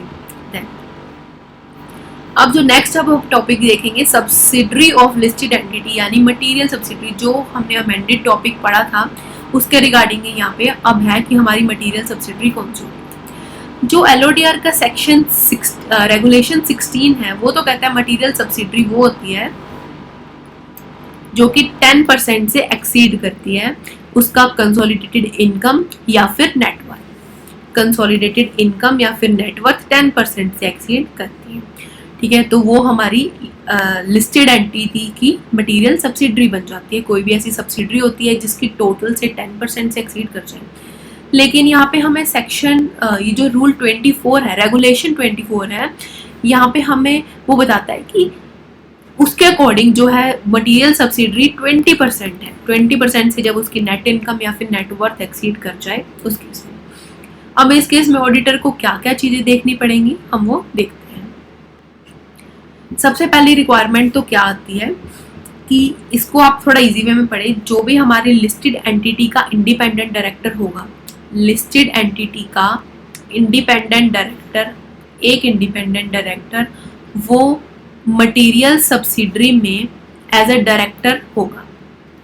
प्रोवाइड्स दैट एटलीस्ट एक इंडिपेंडेंट डायरेक्टर जो कि हमारे लिस्टेड एंटिटी के बोर्ड में है वो डायरेक्टर की तरह एक्ट करेगा अनलिस्टेड मटीरियल सब्सिडरी में। अगर वो मटीरियल सब्सिडरी ही लिस्टेड है तो उसके ऊपर तो सारे रेगुलेशंस अप्लाई हो ही जाएंगे, जो भी हमारे ऊपर LODR ही अप्लाई हो जाएगा। ये मटीरियल अनलिस्टेड की बात हो रही है। अब ऑडिट कमेटी क्या करेगी? ऑडिट कमेटी जो लिस्टेड एंटिटी की है वो इनकी फाइनेंशियल स्टेटमेंट्स को भी रिव्यू करेगी और कि क्या क्या इन्होंने इन्वेस्टमेंट, यानी मेन पॉइंट यहाँ पे है कि उन्होंने क्या क्या इन्वेस्टमेंट्स की हैं, इन्वेस्टमेंट्स को देखेगी, ठीक है। जो विदाउट रेफरेंस टू मटीरियलिटी वगैरह कुछ भी ऐसा नहीं देखना, वो जो भी अनलिस्टेड सब्सिडरी है चाहे वो मटीरियल है या नहीं है उन सबको देखेगी। ये पॉइंट आपको ध्यान रखना है। Then minutes of the board meeting, अब जो भी अनलिस्टेड सब्सिडरीज थी उनके सबके बोर्ड मीटिंग्स के मिनट्स जो होंगे वो हमारी लिस्टेड एंटिटी में प्लेस किए जाएंगे। अब जो नेक्स्ट आता है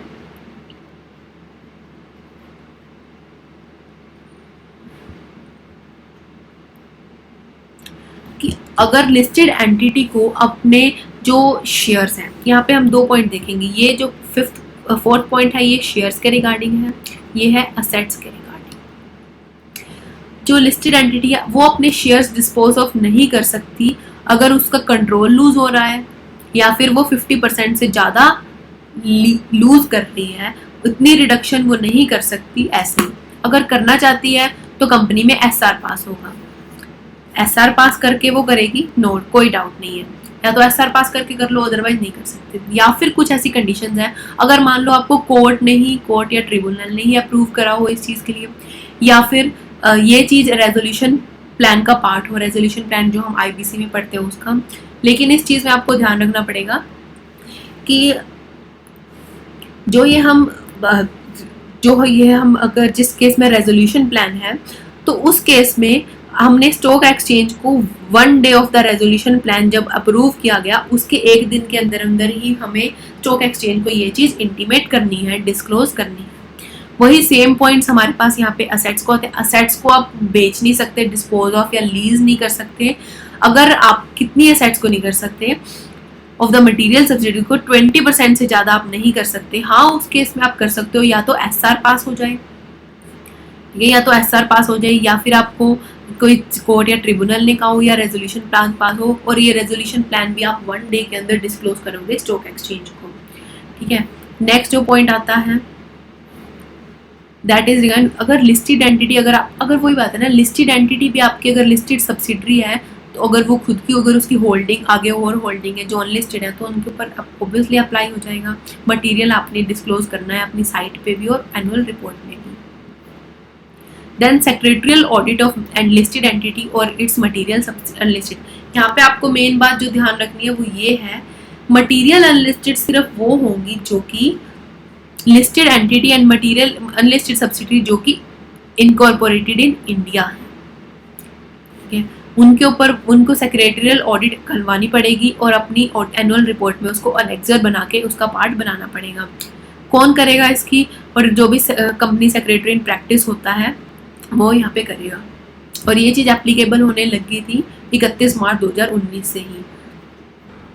चलिए अब देखते हैं हम वेरियस कमेटीज। तो सबसे पहले हम देखेंगे NRC nomination remuneration committee. NRC सबसे पहले आप देखेंगे कि एप्लीकेबल किस पे होती है। ये भी एप्लीकेबल होती है एवरी लिस्टेड पब्लिक कंपनी। तो इस चीज़ का आप ध्यान रखें, एवरी लिस्टेड पब्लिक कंपनी। ठीक है, वो कॉन्स्टिट्यूट करेंगे NRC कमेटी को जिसमें मिनिमम 3 डायरेक्टर्स होंगे, मिनिमम 3 डायरेक्टर्स यानी मेंबर्स होंगे, और सारे के सारे ही क्या होंगे, नॉन एग्जीक्यूटिव डायरेक्टर्स। मिनिमम 3 होंगे और सारे के सारे नॉन एग्जीक्यूटिव डायरेक्टर्स होंगे। और उसमें इंडिपेंडेंट डायरेक्टर आपको कितने चाहिए, हाफ हमें चाहिए उसमें इंडिपेंडेंट डायरेक्टर। हाउएवर अगर वहाँ पे आपको मैं एक चीज़ यहाँ पे बहुत अच्छे से क्लियर करने देना चाहती हूँ। अब जो हम यहाँ पे 3 कमेटीज देखेंगे एंड में, NRC, SRC and risk management committee, इन तीनों के अंदर एक ये पॉइंट कॉमन है कि अगर outstanding equity share SR equity shares वाले हैं तो उस केस में हमें 2/3 जो डायरेक्टर्स हैं वो इंडिपेंडेंट रिक्वायर होते हैं। ये तीनों में ही जो कंडीशन है वो सेम रहेगी। ठीक है, तो 2/3 of the committee shell consist of independent directors. वैसे यहाँ पे 3 डायरेक्टर्स हमें चाहिए और सारे के सारे नॉन एग्जीक्यूटिव, और इंडिपेंडेंट हमें यहाँ पे चाहिए हाफ डायरेक्टर्स। ठीक है,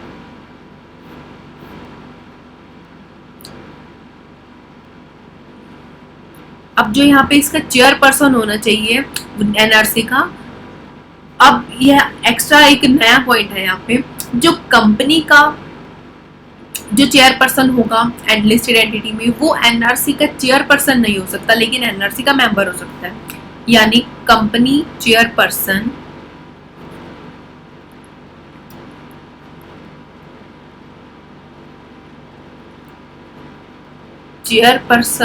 of NRC not allowed, member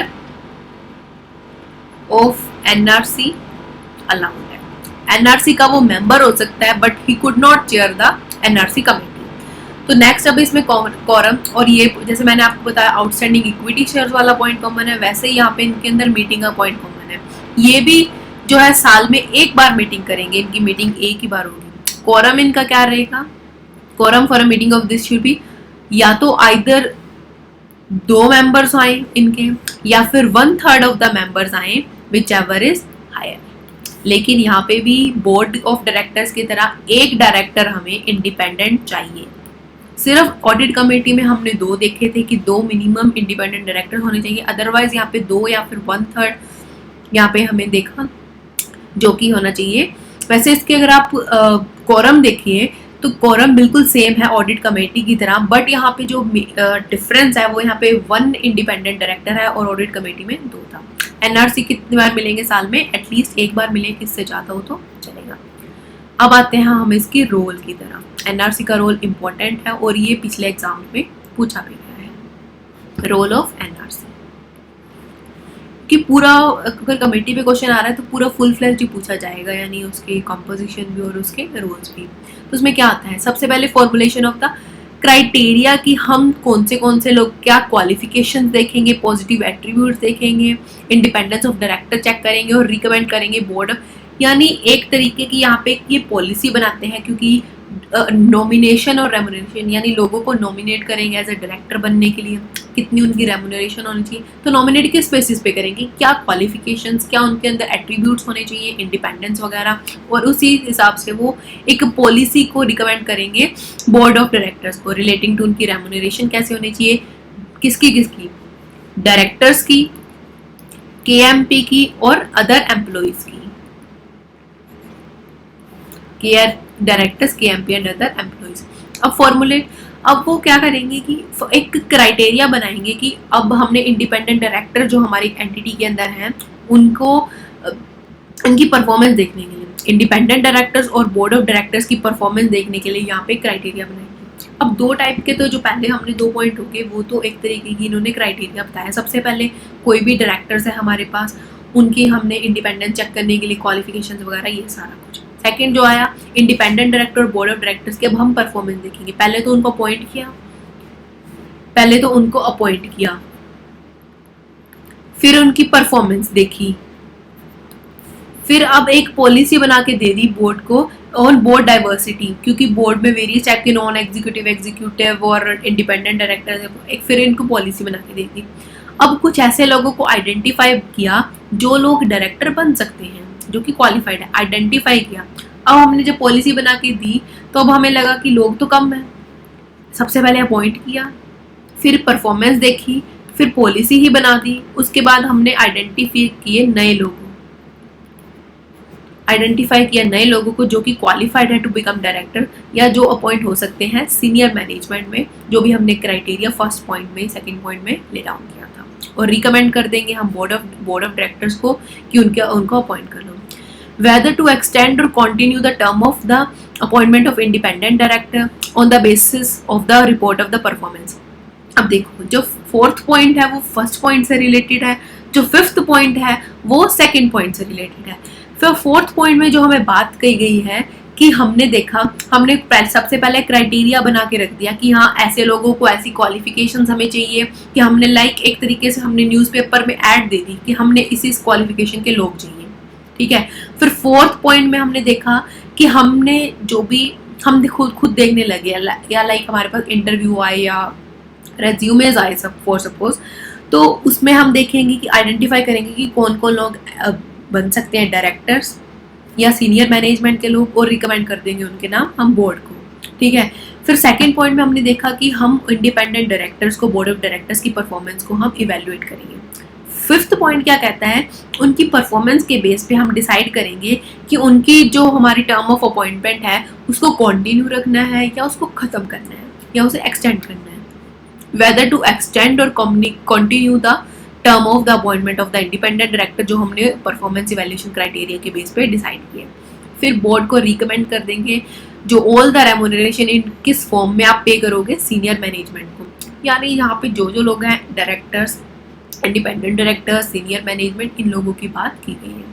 अब जो चेयरपर्सन होगा NRC का, वो हो सकता है AGM में प्रेजेंट हो और शेयर होल्डर की क्वेरीज को आंसर करे, और चेयरपर्सन ही डिसाइड करेगा कि who shell answer the queries, कि उसकी क्वेरीज को कौन आंसर करेगा। अब आती है हमारे पास SRC जो है वो स्पेसिफिकली, मतलब SRC नाम से क्लियर है, स्टेक होल्डर्स रिलेशनशिप कमेटी, यानी स्टेक होल्डर्स जिन भी लोगों का हमारी एंटिटी के अंदर इंटरेस्ट है, शेयर होल्डर्स, डिवेंचर होल्डर या कोई भी सिक्योरिटी जिन्होंने होल्ड की गई है, उनके इंटरेस्ट को सिक्योर करने के लिए, for the interest of share holder, debenture holder, other security holder, इनके इंटरेस्ट को सिक्योर करने के लिए ये SRC कमेटी बनाई जाती है। ये कहाँ पे बनाई जाती है, लिस्टेड एंटिटी में। NRC कहाँ पे बनाई जाती है, एवरी लिस्टेड पब्लिक में। ऑडिट कमेटी कहाँ पे बनाई जाती है, एज पर LODR तो लिस्टेड एंटिटी में, लेकिन as per companies act listed public entity. Chairperson क्या होना चाहिए, इसका भी सेम है, चेयरपर्सन क्या होना चाहिए, NED। अब यहाँ पे कॉम्पोजिशन थोड़ी अलग है, 3 डायरेक्टर्स होंगे, सेम है वो चीज, एटलीस्ट 1 डायरेक्टर बीइंग इंडिपेंडेंट। इसके साथ भी मैं आपको कुछ एक रिलेशन बनाऊंगी कि कैसे आपको इंडिपेंडेंट डायरेक्टर को यहाँ पे लर्न करना है, ठीक है। और वही है आउटस्टैंडिंग इक्विटी शेयर्स, मैंने आपको बताया था कि 2/3 होंगे उस केस में हमारे इंडिपेंडेंट डायरेक्टर्स। एक चीज याद रखना कि आपको और आउटस्टैंडिंग SR इक्विटी शेयर्स का कोई पॉइंट जब भी अगर कॉम्पोजिशन आए तो ऐड जरूर करना है। नेक्स्ट हम देखेंगे जो चेयरपर्सन होना चाहिए वो एनुअल पर्सन, वो मतलब एजीएम में प्रेजेंट होगा और क्वेरीज को आंसर करेगा। और चेयरपर्सन क्या होना चाहिए, एनईडी, हमने ये चीज देख ली। एसआरसी भी साल में एक बार मिलेंगे, ये तीनों लास्ट वाली तीनों जो है हमारी कमेटीज वो साल में एक बार ही मिलती है, मीटिंग उनकी एक बार ही होती है। अब इसका रोल भी इम्पोर्टेंट है, जैसे बाकी कमेटीज का रोल इम्पोर्टेंट है। अब इनका काम सिक्योरिटी होल्डर्स के बारे में ही है, तो ये उन्हीं के ग्रीवेंसेस सॉल्व करेंगी, जो भी उनको कोई प्रॉब्लम्स हैं, इंक्लूड उनकी कोई कंप्लेंट्स थी। मेनली ये क्या बातें करती हैं कि हमें डिविडेंड नहीं मिला जी, या हमारा मतलब वही अनक्लेम डिविडेंड, या हमने शेयर्स ट्रांसफर किए थे उसके नाम पे अलॉट नहीं हुए अभी तक, आपके रजिस्टर में प्रॉपरली अभी तक उसका मेरा नाम आया नहीं है, या फिर मुझे एजीएम का मुझे एनुअल रिपोर्ट नहीं मिली, या मुझे जर्नल मीटिंग जो हुई है उसमें बुलाया नहीं गया, उसका नोटिस नहीं आया। ये सारी बातें यहाँ पे की जाती है, उनके ग्रीवेंसेस को हम रिजॉल्व करेंगे। ठीक है, वही बातें यहाँ पे आप देखिएगा। फिर रिव्यू करेंगे कि मेजर, मतलब सबसे पहले तो हमने उनको जो भी उनकी ग्रीवेंसेस उसको, फिर हम खुद से मेजर लेंगे voting rights of the share holders के रिगार्डिंग, ताकि उनको कैसे वोट उनकी कंडक्ट करवानी है, कुछ भी, यानी 1 पर्सन 1 वोट का राइट दें हम सबको।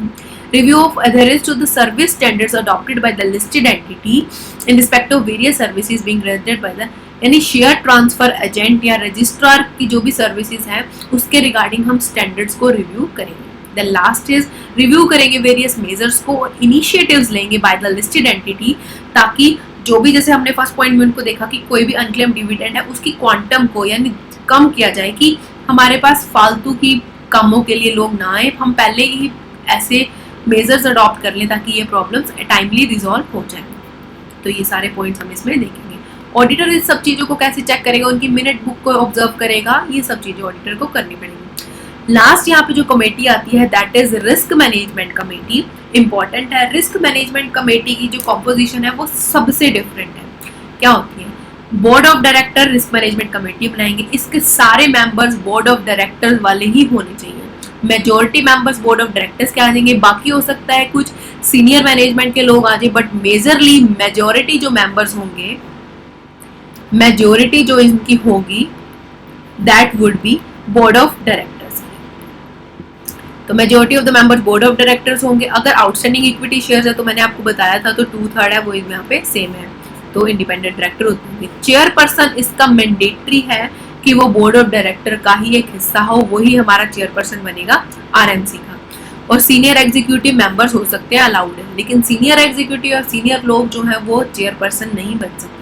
रिस्क मैनेजमेंट कमेटी भी साल में एक बार मिलती है, यानी मीटिंग एक बार होती है। अब जो इनका रोल है, इनकी रिस्पॉन्सिबिलिटीज है, कौन डिफाइन करेगा, बोर्ड, क्योंकि मेजर पार्ट ही इसमें बोर्ड का है, वो डिफाइन करेंगे इसके रोल रिस्पॉन्सिबिलिटीज को, और डेलीगेट कर सकते हैं इनको मॉनिटरिंग और रिव्यूइंग की कि हमारा रिस्क मैनेजमेंट प्लान कैसा है। हमने एक पॉइंट देखा था ऑडिट कमेटी में कि रिस्क मैनेजमेंट सिस्टम्स को रिव्यू करती है ऑडिट कमेटी, लेकिन अब यहाँ पे जहाँ पे सेपरेट एक हमने सेक्शन ही बना लिया रिस्क मैनेजमेंट कमेटी का, तो इनका जो फोकस होगा सिर्फ रिस्क मैनेजमेंट प्लान्स को लेकर होगा ऑफ टू द कमेटी। तो ये उसको डेलीगेट कर देंगे इस पावर को बोर्ड ऑफ डायरेक्टर इस कमेटी को बना के, और कुछ अदर फंक्शन जो उनसे लगता है इनको बनाना चाहिए। मेनली जो ये फंक्शन वो बताएंगे कि कवर करेंगे cyber security. Then next is provisions of this regulation, वही है टॉप 500 लिस्टेड एंटिटी पे लगती है अभी। तो इस सबको order this procedure shall be periodically review, कौन करेगा इसको, पीरियोडिकली रिव्यू करेंगे ताकि उनका कंट्रोल करेगा रिस्क, मतलब एक रिस्क को पूरी तरीके से कंट्रोल करने के लिए इसको पीरियोडिकली रिव्यू करना पड़ेगा इस प्रोसीजर को। मेजोरिटी ऑफ इस कमेटी का होगी बोर्ड ऑफ डायरेक्टर्स, हमने देख लिया। सीनियर मैनेजमेंट सिर्फ मेंबर बन सकते हैं, but they can't be the chairperson to the entity. Next जो हम देखेंगे यहाँ पे वो है स्टेटमेंट ऑफ डेविएशंस और वेरिएशन। इसका थोड़ा सा मैंने आपको हिंट दिया था मैंडेटरी रिव्यू वाले टॉपिक में। तो इसमें क्या होता है कि हर लिस्टेड एंटिटी को ना अपने स्टॉक एक्सचेंज को, यानी अपने हर लिस्टेड एंटिटी को अपने स्टॉक एक्सचेंज को कुछ सबमिट करनी पड़ती है स्टेटमेंट्स क्वार्टरली बेसिस पे, ठीक है।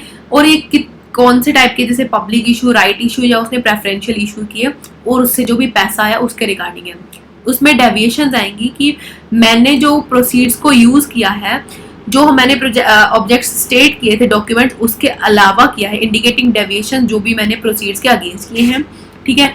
या फिर वो करेगी कैटेगरी वाइज वेरिएशंस भी बताएंगी जो कि प्रोजेक्टेड यूटिलाइजेशन और एक्चुअल यूटिलाइजेशन के बीच उसने किया है, ठीक है। तो मतलब यही है, डेविएशंस बताएंगे वो मैंने प्रोसीड्स नहीं सही किया, कैटेगरी वाइज भी बताएंगे उस वेरिएशंस को कि जो भी एज पर एक्चुअल था और प्रोजेक्टेड कैसे था। अब स्टेटमेंट तब तक आपको देनी होगी टिल सच टाइम जब तक या तो वो proceeds have been fully utilize, या तो फुल्ली यूटिलाइज, या फिर जो वो पर्पस था वो अचीव हो गया, यानी इन दोनों में से कुछ भी पहला से हो जाता है तो तब आप दे दोगे, यानी तब तक आपको देनी पड़ेगी। Where an entity has raise fund, अगर आपने प्रेफरेंशियल अलॉटमेंट या फिर क्वालिफाइड इंस्टीट्यूशनल बायर्स या प्लेसमेंट्स के थ्रू लिया है, तो जो ये लिस्टेड एंटिटी होती है इसको हर साल डिस्क्लोज करना पड़ता है इस केस में कि मैंने कहाँ यूटिलाइज किया फंड्स को उस साल, और अपनी यानी कि अपनी एनुअल रिपोर्ट में अंटिल वो फंड जो है वो पूरी तरीके से यूटिलाइज हो गए।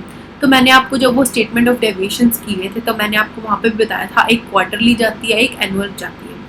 क्वार्टरली में आपने देखा कि कुछ भी ऐसे तब तक जाएंगे जब तक मतलब फुली यूटिलाइज नहीं होता, लेकिन डिस्क्लोज करेंगे हम उनको हर साल अगर वो प्रेफरेंशियल अलॉटमेंट है या फिर क्वालिफाइड इंस्टीट्यूशनल प्लेसमेंट्स हैं। वही बात आ गई यहाँ पे ऑडिट कमेटी, यहाँ पे अब ऑडिट कमेटी का जो काम हमने देखा था वो मैंडेटरी रिव्यू करती है, तो वो 2 पॉइंट्स यहाँ पे आ गए हैं। अब है इन्फॉर्मेशन टू शेयर होल्डर्स, ये जो एक पैरा है यहाँ पे अमेंडेड हुआ है, कुछ ऐसा टफ नहीं है इस पैरा में। इस पैरा में यही है कि हर लिस्टेड एंटिटी को जब वो अपने क्या नाम है एजीएम कंडक्ट करती है तो वो नोटिस भेजती है अपने शेयर होल्डर्स को, और उस नोटिस के अंदर वो एनुअल रिपोर्ट को जो है वो उसका पार्ट बनाती है।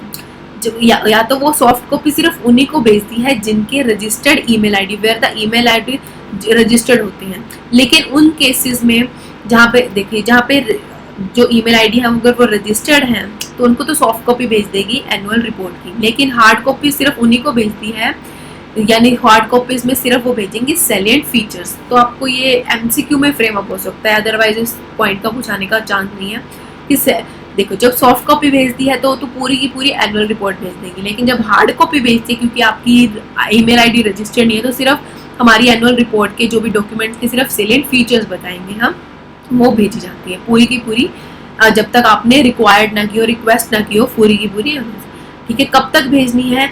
Not less than 21 days before the AGM, जब हम नोटिस भेजते हैं 21 days, 21 days not less than the 21 days before the AGM, AGM conduct करने से 21 दिन पहले हमें भेजनी होगी। अब हम जो नोटिस होता है उसमें क्या क्या भेजते हैं, एक एजेंडा जो बना के भेजते हैं कि हमने नया डायरेक्टर अपॉइंट करना है या उसे रीअपॉइंट करना है। तो क्या सबसे पहले उसका रेज्यूमे बताएंगे, a brief resume of the director, हाँ वो क्या है, क्वालिफिकेशन जो सब, उसकी एक्सपर्टीज फील्ड बताएंगे कि आप उसको एक्सपर्टीज कर रहे हैं, एक तरीके से हम उसे जस्टिफाई कर रहे हैं उसके अपॉइंटमेंट या उसके रीअपॉइंटमेंट को। फिर उसके बताएंगे कि कहीं उसकी कोई रिलेशनशिप्स तो नहीं है हमारी एंटिटी के साथ, डिस्क्लोजर बताएंगे of relationship between the directors, उसके डायरेक्टर्स के साथ कोई रिलेशनशिप्स तो नहीं है। फिर बताएंगे हम उन लिस्टेड एंटिटी में जहाँ पे वो डायरेक्टरशिप या फिर कमेटी में का मेंबर है, मेंबर ऑफ द कमेटी है या वो डायरेक्टरशिप या होल्ड करता है, लिस्टेड एंटिटी के नाम बताएंगे उन लिस्टेड एंटिटी में। फिर यहाँ पे ये जो पॉइंट है, यहाँ पे आपको एक चीज़ का ध्यान रखना है, ये जो उसकी शेयर होल्डिंग बताएंगे ये सिर्फ एनईडी की बतानी है, जो शेयर होल्डिंग है वो सिर्फ हमें एनईडी की बतानी है। यहाँ पे बाकियों की तो सभी डायरेक्टर्स की बतानी है, शेयर होल्डिंग सिर्फ हमें नॉन एग्जीक्यूटिव डायरेक्टर्स की बतानी है क्योंकि उनकी इंडिपेंडेंस हर्ट नहीं होनी चाहिए। Auditor should ascertain from the, जो भी उन्होंने, ऑडिटर को कैसे पता लगेगा कि ये सारी चीज़ें भेजी गई थी या नहीं, जो भी कम्युनिकेशंस हमने अपने शेयर होल्डर्स को भेजे इन केस ऑफ अपॉइंटमेंट, उस सब से वो चेक करेगा कि इन्फॉर्मेशन स्टिपुलेटेड थी या नहीं उन डॉक्यूमेंट्स में। नेक्स्ट टॉपिक आता है दैट इज ट्रांसफर और ट्रांसमिशन और ट्रांसपोर्टेशन ऑफ सिक्योरिटीज, जब हम किसी और को ट्रांसमिट कर रहे हैं, ट्रांसफर कर रहे हैं हमारी सिक्योरिटीज। तो इस केस में भी बोर्ड ऑफ डायरेक्टर्स को ये पावर जो है डेलीगेट करनी पड़ती है, the power of the transfer of securities to a committee को कर सकते हैं। अब यहाँ पे 4 लोग हैं जिनको ये अपनी पावर जो है डेलीगेट करते हैं। सबसे पहले कमेटी, देन कंप्लायंस ऑफिसर, उसके बाद ये रजिस्ट्रार को भी कर सकते हैं, then share transfer agent. Committee, compliance officer, registrar या फिर शेयर ट्रांसफर एजेंट। तो इन 4 लोगों को जो बोर्ड है अपनी पावर्स को डेलीगेट कर सकता है कि हाँ तुम power of transfer of security, power of transfer of securities, ठीक है। However, board of the directors और द मतलब या तो उसने बोर्ड खुद करेगा या डेलीगेटेड अथॉरिटी को अटेंड करनी पड़ेंगी formalities pertaining to the transfer of securities at least once in a fortnight, यानी वंस इन अ फोर्टनाइट उन्हें ये फॉर्मेलिटीज को अटेंड करना पड़ेगा। कुछ भी फॉर्मेलिटीज हैं जो भी स्टॉक एक्सचेंज के पास जाती हैं उन सबको इनको अटेंड करना पड़ेगा।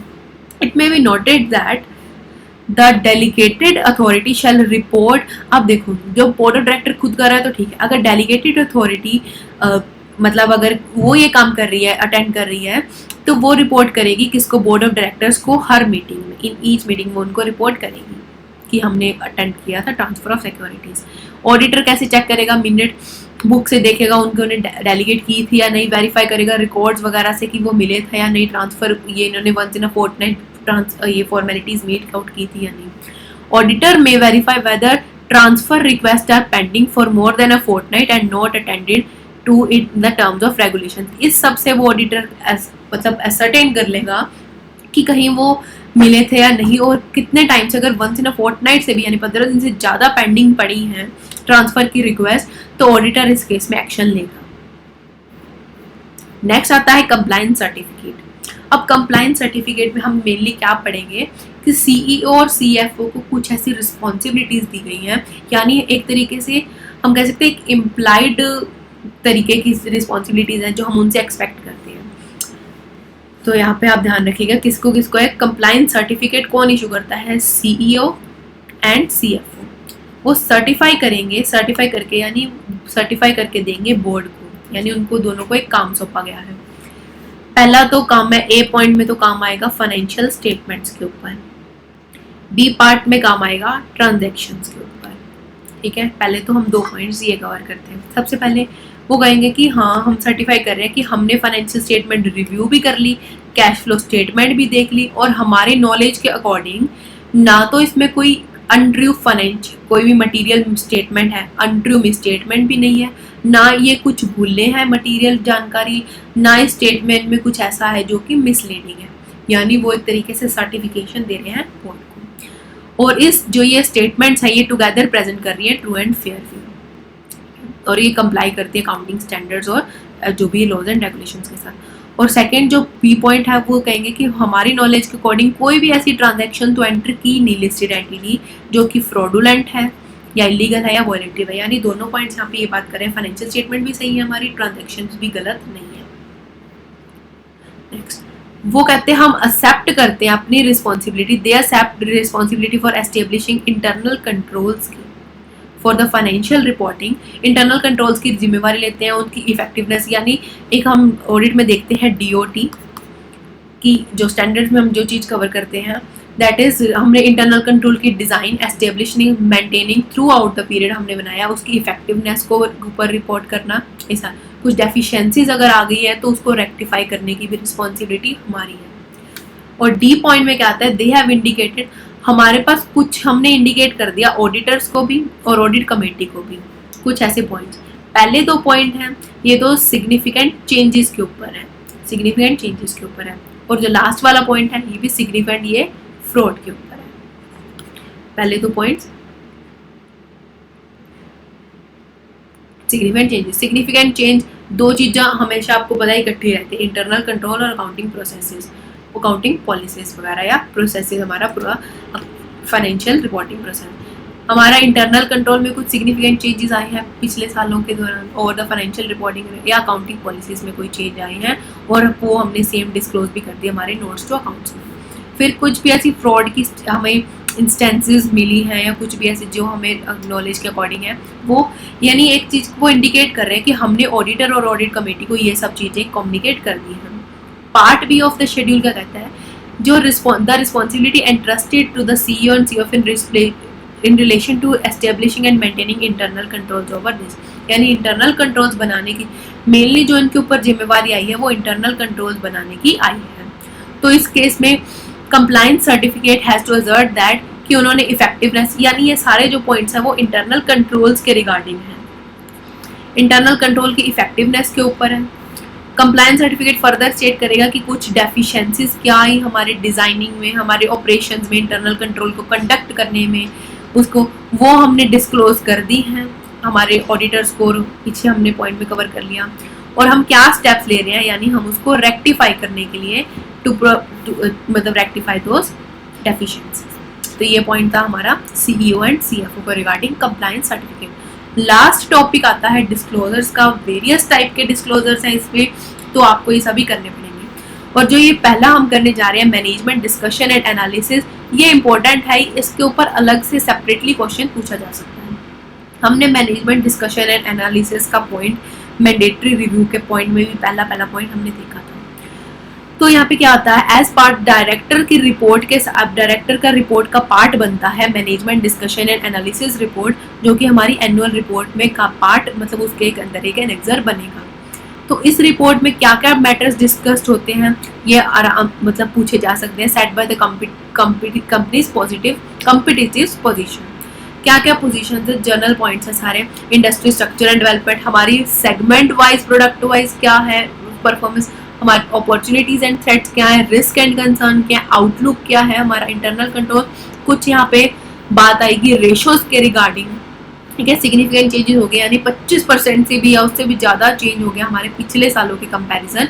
कुछ ऐसी की फाइनेंशियल रेशो जो हमें इंडिकेट कर रही है वो, या फिर हमारे फाइनेंशियल परफॉर्मेंस हमने डिस्कशन उसके ऊपर की with respect to the operational performance. Human resources में क्या मटीरियल डेवलपमेंट्स आई, कोई हमारा रिटर्न में, नेटवर्क में पिछले सालों के अकॉर्डिंग चेंज आया है, वो सब कुछ। अदर डिस्क्लोजर्स में आते हैं वेरियस टॉपिक, जैसे disclosure of transparency, related party के अकॉर्डिंग इवेंट्स और इन्फॉर्मेशन, ये सब। एक यहाँ पे जो ये इवेंट्स और इन्फॉर्मेशन है ये नया इंट्रोड्यूस हुआ है, तो इस पर थोड़ा हम फोकस करेंगे इस पॉइंट पे। अब आते हैं अदर डिस्क्लोजर में, disclosure and transparency. Listed entity को क्या इंश्योर करना पड़ेगा कि टाइमली और एक्यूरेट डिस्क्लोजर होने चाहिए ऑल मटेरियल मैटर्स के, including financial situation, performance, ownership and governance. यानी हमने जो अपनी फाइनेंशियल स्टेटमेंट्स को प्रोड्यूस करना है, यानी कॉर्पोरेट गवर्नेंस हमें क्या कहता है, वो हमें एक तरह डायरेक्शंस और कंट्रोल्स प्रोवाइड करता है जो मैनेजमेंट हमें परफॉर्म करती है। एक तो हमारे डिस्क्लोजर टाइमली होने चाहिए, एक्यूरेट होना चाहिए, यानी हम वो जो फाइनेंशियल स्टेटमेंट्स होने चाहिए वो ट्रांसपेरेंट होनी चाहिए बिल्कुल। तो लिस्टेड एंटिटी को टाइमली और एक्यूरेट डिस्क्लोजर होने चाहिए, जैसे उनकी परफॉर्मेंस, ओनरशिप परफॉर्मेंस, यानी उनकी फाइनेंशियल पोजीशन, परफॉर्मेंसेस, गवर्नेंस को लेके। Information shall be prepare and disclosure with according, जो भी उनके पास अकाउंटिंग स्टैंडर्ड्स और इनके मतलब उनके कंप्लायंस में होना चाहिए। चैनल्स ऑफ डिसेमिनेटिंग इन्फॉर्मेशन, यानी हम अपनी इन्फॉर्मेशन को कैसे स्प्रेड करते हैं, should provide for equal and timely cost efficient. ऐसे नहीं है कि हम कुछ ऐसी इन्फॉर्मेशन को लीक कर देते हैं, कुछ भी, मतलब जो भी हमारा इन्फॉर्मेशन को स्प्रेड करने का चैनल्स है वो इक्वल या टाइमली एंड कॉस्ट एफिशिएंट है। कहीं हम महंगे कुछ इक्विपमेंट्स लगा के बैठ गए। मिनट्स ऑफ द मीटिंग को हम एक्सप्लिसिटली रिकॉर्ड करते हैं। डिसेंटिंग ओपिनियंस, चाहे डिसेंटिंग ओपिनियंस क्यों ना आए किसी डिसीजन को लेकर, उसको भी हम रिकॉर्ड करते हैं। देन डिस्क्लोजर ऑफ इवेंट्स वगैरह, हर लिस्टेड एंटिटी को डिस्क्लोजर करना पड़ता है इवेंट्स और उनको जो कि ओपिनियन ऑफ द बोर्ड में मटीरियल है, ठीक है, जो कि मटीरियल है बोर्ड के ओपिनियन में। Then board of directors authorise कर सकते हैं एक या एक से ज़्यादा KMP को फॉर द पर्पस की वो मटीरियलिटी को डिटरमाइन करेगा, ताकि उसका डिस्क्लोजर हम स्टॉक एक्सचेंज को दे सकें अंडर दिस रेगुलेशन। और contact details of the such personal, उस बंदे की कॉन्टैक्ट डिटेल्स हम डिस्क्लोज करेंगे स्टॉक एक्सचेंज को, as well as on the हमारी वेबसाइट के ऊपर भी और स्टॉक एक्सचेंज को भी, कि किस बंदे को हमने रिस्पॉन्सिबिलिटी दी। सच डिस्क्लोजर मतलब website of the listed entity पे भी आएंगी, तब तक रहेंगी for a minimum period of 5 years तक वो रहनी चाहिए कि किस बंदे की contact details, for a minimum period of 5 years। And thereafter as per the actual policy of the, जो भी हमारे लिए अगर इससे ज़्यादा रखने की है तो उसके अकॉर्डिंग हम उसको मेंटेन करके रखेंगे। देन रिलेटेड पार्टी डिस्क्लोजर्स क्या है, रिलेटेड पार्टी डिस्क्लोजर्स के रिगार्डिंग हमें क्या एक ना क्वार्टरली कंप्लायंस रिपोर्ट भेजनी पड़ती है कॉर्पोरेट गवर्नेंस की इन द फॉर्मेट, और जो कि 15 दिन के अंदर अंदर हमें मतलब क्वार्टर एंड के क्वार्टरली जो भेज रहे हैं स्टॉक एक्सचेंज को भेजनी पड़ती है। इसमें क्या है कि कोई भी मटेरियल ट्रांजैक्शन जो रिलेटेड पार्टीज के साथ हुई वो डिस्क्लोज करेंगे। ये साइन करेगा सीईओ यानी कि कंप्लायंस ऑफिसर या फिर CEO of the entity. Company क्या डिस्क्लोज करेगी, अपनी पॉलिसी की मैंने रिलेटेड पार्टी को कैसे डिटरमाइन किया अपनी वेबसाइट पे डिस्क्लोज करेगी, और उसका लिंक किसमें देगी, अपनी एनुअल रिपोर्ट में। तो ये सारे पॉइंट भी। अब कंपनी को डिस्क्लोज करना पड़ेगा जो transaction with any person belonging to the promoter with जो 10% या उससे ज़्यादा होल्डिंग रखता है प्रोमोटर का कोई रिलेटेड, तो उसको स्पेशली डिस्क्लोज करना पड़ेगा। तो ये पॉइंट आपको याद कर लेना चाहिए कि उसको स्पेशली ये डिस्क्लोज करना पड़ेगा जो प्रोमोटर का रिलेटेड बंदा था उसके साथ हमने, अगर वो 10% या उससे ज़्यादा की होल्डिंग रखता है। देन ये कितने दिन में सबमिट करेगी, विद इन 30 डेज एंटिटी को सबमिट करना पड़ेगा अपनी डेट ऑफ पब्लिकेशन अपनी, यानी जैसे जब उसने अपनी फाइनेंशियल स्टेटमेंट्स को कंसोलिडेटेड फाइनेंशियल स्टेटमेंट या एसएफएस को स्टैंडर्ड फाइनेंशियल स्टेटमेंट को की पब्लिकेशन के 30 दिनों के अंदर अंदर ऑफ द हाफ ईयर जो थी, उन्होंने वो अपने जो disclosure of the related party हैं उसको उस फॉर्मेट पे स्टॉक एक्सचेंज को भी और अपनी वेबसाइट पे पोस्ट करना पड़ेगा। अब लास्ट हमें जो टॉपिक्स बचते हैं वो है अकाउंटिंग ट्रीटमेंट का डिस्क्लोजर की हमने पॉलिसीज वगैरह फॉलो की हैं। कंसल्ट अगर हमें किसी चीज़ से अगर हम जैसे हमने फेयर रिप्रेजेंटेशन फ्रेमवर्क चीज़ पढ़ी थी उसको फॉलो करने के लिए अगर हमने कुछ चीज़ों का डेविएट भी किए हैं तो उसके रीजंस क्यों हैं, क्यों हमने इस ट्रीटमेंट को, क्योंकि हमने फेयर रिप्रेजेंटेशन देनी थी, तो ये सब चीज़ें डिस्क्लोज करनी पड़ेंगी। अब ये पॉइंट आता है कि sexual harassment of the women के regarding at the work place के रिगार्डिंग हमें डिस्क्लोजर देना पड़ेगा। क्या है, कितनी कंप्लेंट्स फाइल हुई, कितनी कंप्लेंट्स पेंडिंग है, कितनी कंप्लेंट्स डिस्पोज ऑफ होगी, number of complaints filed, dispose and pending at the ending, मतलब जो भी किए हमने वो सारे। अदर डिस्क्लोजर्स में ये सारे जो भी हमने डिस्क्लोजर्स किए वही एक चार्ट फॉर्म में दिए गए हैं। देन अब रिपोर्ट ऑन कॉर्पोरेट गवर्नेंस जो हमने वर्डिंग रिलेटेड पार्टी में पढ़ी थी, ये वर्डिंग कुछ वैसी ही है, यहाँ तक वो वर्डिंग बिल्कुल एज इट इज है। क्वार्टरली कंप्लायंस 15 दिन के अंदर जाएगा, उसको साइन कौन करेगा, सीईओ एंड सीईओ। ये पॉइंट आप स्किप मत करिएगा क्योंकि साइनिंग की कई बार जो क्वेश्चन है वो एमसीक्यू फॉर्मेट में आ जाता है, तो कि कई बार इन डेप्थ नॉलेज भी पूछी जाती है एग्जाम में, तो इस चीज़ को आप कभी भी इग्नोर मत करिएगा। The auditor should ascertain whether the board of directors have included in the annual report एक सेपरेट सेक्शन, क्योंकि कॉर्पोरेट गवर्नेंस तो बहुत यानी ह्यूज पार्ट हो गया, तो एक सेपरेट सेक्शन हमारी एनुअल रिपोर्ट के अंदर होना चाहिए जो बोर्ड ऑफ डायरेक्टर्स बनाएंगे, उसके अंदर डिटेल कंप्लायंस रिपोर्ट को वो मेंशन करेंगे। Any data in the report on corporate governance should not be inconsistent नहीं होना चाहिए जो कि फाइनेंशियल स्टेटमेंट में। कॉर्पोरेट गवर्नेंस की रिपोर्ट में हम कह रहे हैं हमने अपने टारगेट्स ऐसे अचीव किए, सेल्स या कुछ भी, या कुछ हमने ऐसे डेलीगेट की, बट फाइनेंशियल स्टेटमेंट कुछ और ही कह रहे हैं, बट उसके यानी इनकंसिस्टेंट डाटा नहीं होना चाहिए। अब ऑडिटर सर्टिफिकेट क्या है, a listed entity shall obtain a compliance certificate either from the auditor से ले लें या फिर प्रैक्टिसिंग सीएस से ले लें, ऑडिटर से या फिर प्रैक्टिसिंग सीएस से ले लें कि हमने कॉर्पोरेट गवर्नेंस की जो कंडीशंस थी हमने उसके साथ कंप्लाई किया है, ठीक है, क्योंकि उसको एक सर्टिफिकेट अटैच करना होता है एंड उसको अनेक्स कर देगा वो अपनी ऑडिट डायरेक्टर्स रिपोर्ट में। अब कुछ ऐसे केसेस हैं जहाँ पे ऑडिटर को एडवर्स या क्वालिफाइड ओपिनियन देना पड़ेगा। क्या है वो, डिपेंडिंग ऑन द फैक्ट्स, कुछ ऐसी सिचुएशन यानी जो भी चीज़ें हमने पढ़ी, कोई कंडीशंस थी या जो भी कॉम्पोजिशन की थी, उन सब में से अगर कहीं पे भी ऑडिटर को अगर मिला कि एंटिटी ने नहीं फुलफिल किया तो ऑडिटर को देखेगा, अगर उसका इफेक्ट परवेजिव है तो एडवर्स ओपिनियन दे देगा, नहीं तो क्वालिफाइड ओपिनियन दे देगा। तो क्या है, अगर मान लो अगर हमने देखा था बोर्ड ऑफ डायरेक्टर्स में कॉम्पोजिशन हमें 50% चाहिए थी, वो नहीं है, या फिर इंडिपेंडेंट डायरेक्टर ही नहीं है, इंडिपेंडेंट ही नहीं है हमारी ऑडिट कमेटी, ये सारे पॉइंट्स आप देख लीजिएगा कि मीटिंग नहीं हुई 4 बार, 120 दिन से ज़्यादा का कैप है, तो ये सारे पॉइंट्स वही हैं जो हमने रिक्वायर्ड टू बी फुलफिल थे बट वो फुलफिल नहीं हुए, तो इसलिए ऑडिटर को यहाँ पे एडवर्स ओपिनियन या क्वालिफाइड ओपिनियन देना पड़ेगा। तो ये था हमारा ऑडिट कमेटी का चैप्टर। आई होप ये वीडियो आपको बहुत यूजफुल लगी होगी, और कुछ भी आपकी क्वेरीज आती है इस चैप्टर के रिगार्डिंग या किसी और चैप्टर के रिगार्डिंग तो please don't hesitate to ask me the queries. आप यहाँ पे भी कमेंट सेक्शन में या फिर टेलीग्राम चैनल पे कोई भी क्वेरीज पूछ सकते हैं, और उस चैनल को ज्वाइन करिए और आपको एमसीक्यूज रिगार्डिंग हेल्प मिलेगी। एक एंड में मैं आपको एक चार्ट शो करना चाहती हूँ जो आपको हेल्प करेगा सारी कमेटीज को रिवाइज करने में। ये चार्ट की पीडीएफ भी मैं अपने टेलीग्राम चैनल पे शेयर कर दूंगी। तो यहाँ पे जो मैंने एक बेसिस बनाया है ऑडिट कमेटी का, let me show you this chart. सबसे पहले ये बेसिस है। फर्स्ट ऑफ ऑल बेसिस बताए गए हैं कि कैसे कैसे आपको किन बेसिस पे मैंने डिफरेंशिएट किया है। फिर audit committee as per LODR है and audit committee as per companies है। देन बोर्ड ऑफ डायरेक्टर्स की जो कंपोजिशन थी NRC और SRC एंड RMC। एप्लीकेबिलिटी के पॉइंट हैं, कॉम्पोजिशंस क्या कैसी होनी चाहिए, अगर आउटस्टैंडिंग चेयरपर्सन कैसे होना चाहिए, और उसका बेसिस मीटिंग्स कोरम के ऊपर स्पेशल पॉइंट में आप देखिएगा कि वो लिटरेट वाले पॉइंट्स, और यहाँ पे एक इंडिपेंडेंट डायरेक्टर की मीटिंग का पॉइंट एक नया आया है जो कि हमने लॉ में भी कवर नहीं किया। इंडिपेंडेंट डायरेक्टर्स को भी मीट करना होगा। तो ये सारे पॉइंट्स हैं, आपको देख लेना। आप पूरा चैप्टर रिवाइज करने के बाद इस चार्ट को देखोगे तो you would find it very helpful. तो ये इस चार्ट भी मैं आपको अपनी टेलीग्राम चैनल पे शेयर कर दूंगी। होप ये वीडियो आपके लिए यूजफुल होगी। तो please subscribe to my channel if you like my videos and share it with your friends.